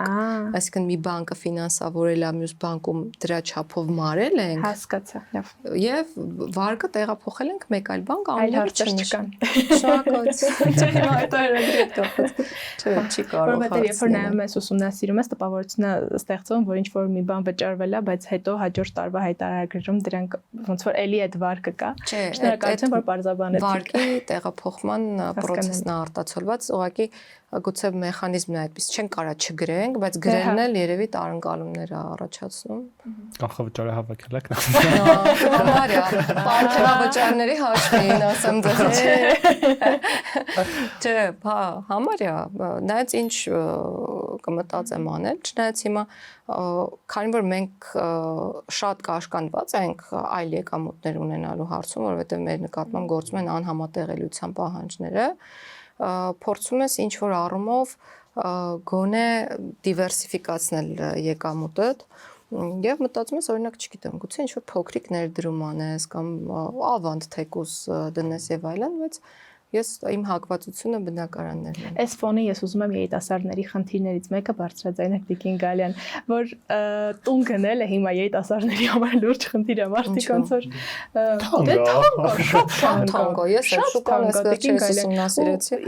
Եթե հաշվի ենք առնում, որ ցենց ամեն օրը աշխ, պետք է 2-3 գործ ունենաս, որ կարողանաս ցենց ամսվա կտրվածքով կամ ասենք ախավճարը հավաքես կամ ամսվա կտրվածքով։ Ես հենց այդպես էլ արել եմ, ասեմ, ժամանակին ունեցել եմ 2-3 գործ։ Բայց ես բարձր աշխատանախարար չէ, սկզբից արել եմ։ Չէ, բայց եկեք չպրոպագանդա ենք էլի 2-3 օրեր աշխատանք ունենալը, ես այնքան եմ տխրում, որ ասում եմ։ Ես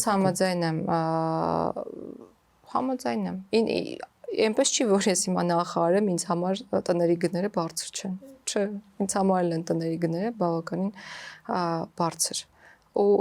հատկապես բարձր են, երբ նայում ես, չգիտեմ, արտասահմանում տների գները տենց Instagram թերթում ենք, չէ, բոլորս էլ ասենք Իտալիա եկել մի հատ սիրուն։ Տոնը ավելի էժանական երբեմն հա։ Այս տխուր ֆոնին փակենք մեր հաղորդումը։ Շնորհակալություն շատ ճիշտ է, հարցերը շատ էին, բայց շնորհակալություն շատ։ Շնորհակալություն, որ պատասխանեցիք։ Ես եմ շնորհակալ։ Infocom-ի եթերում Control Z-ներ, մեր հյուրն էր Արդարադատության նախարար Սրբուհի Գալյանը։ Կհանդիպենք։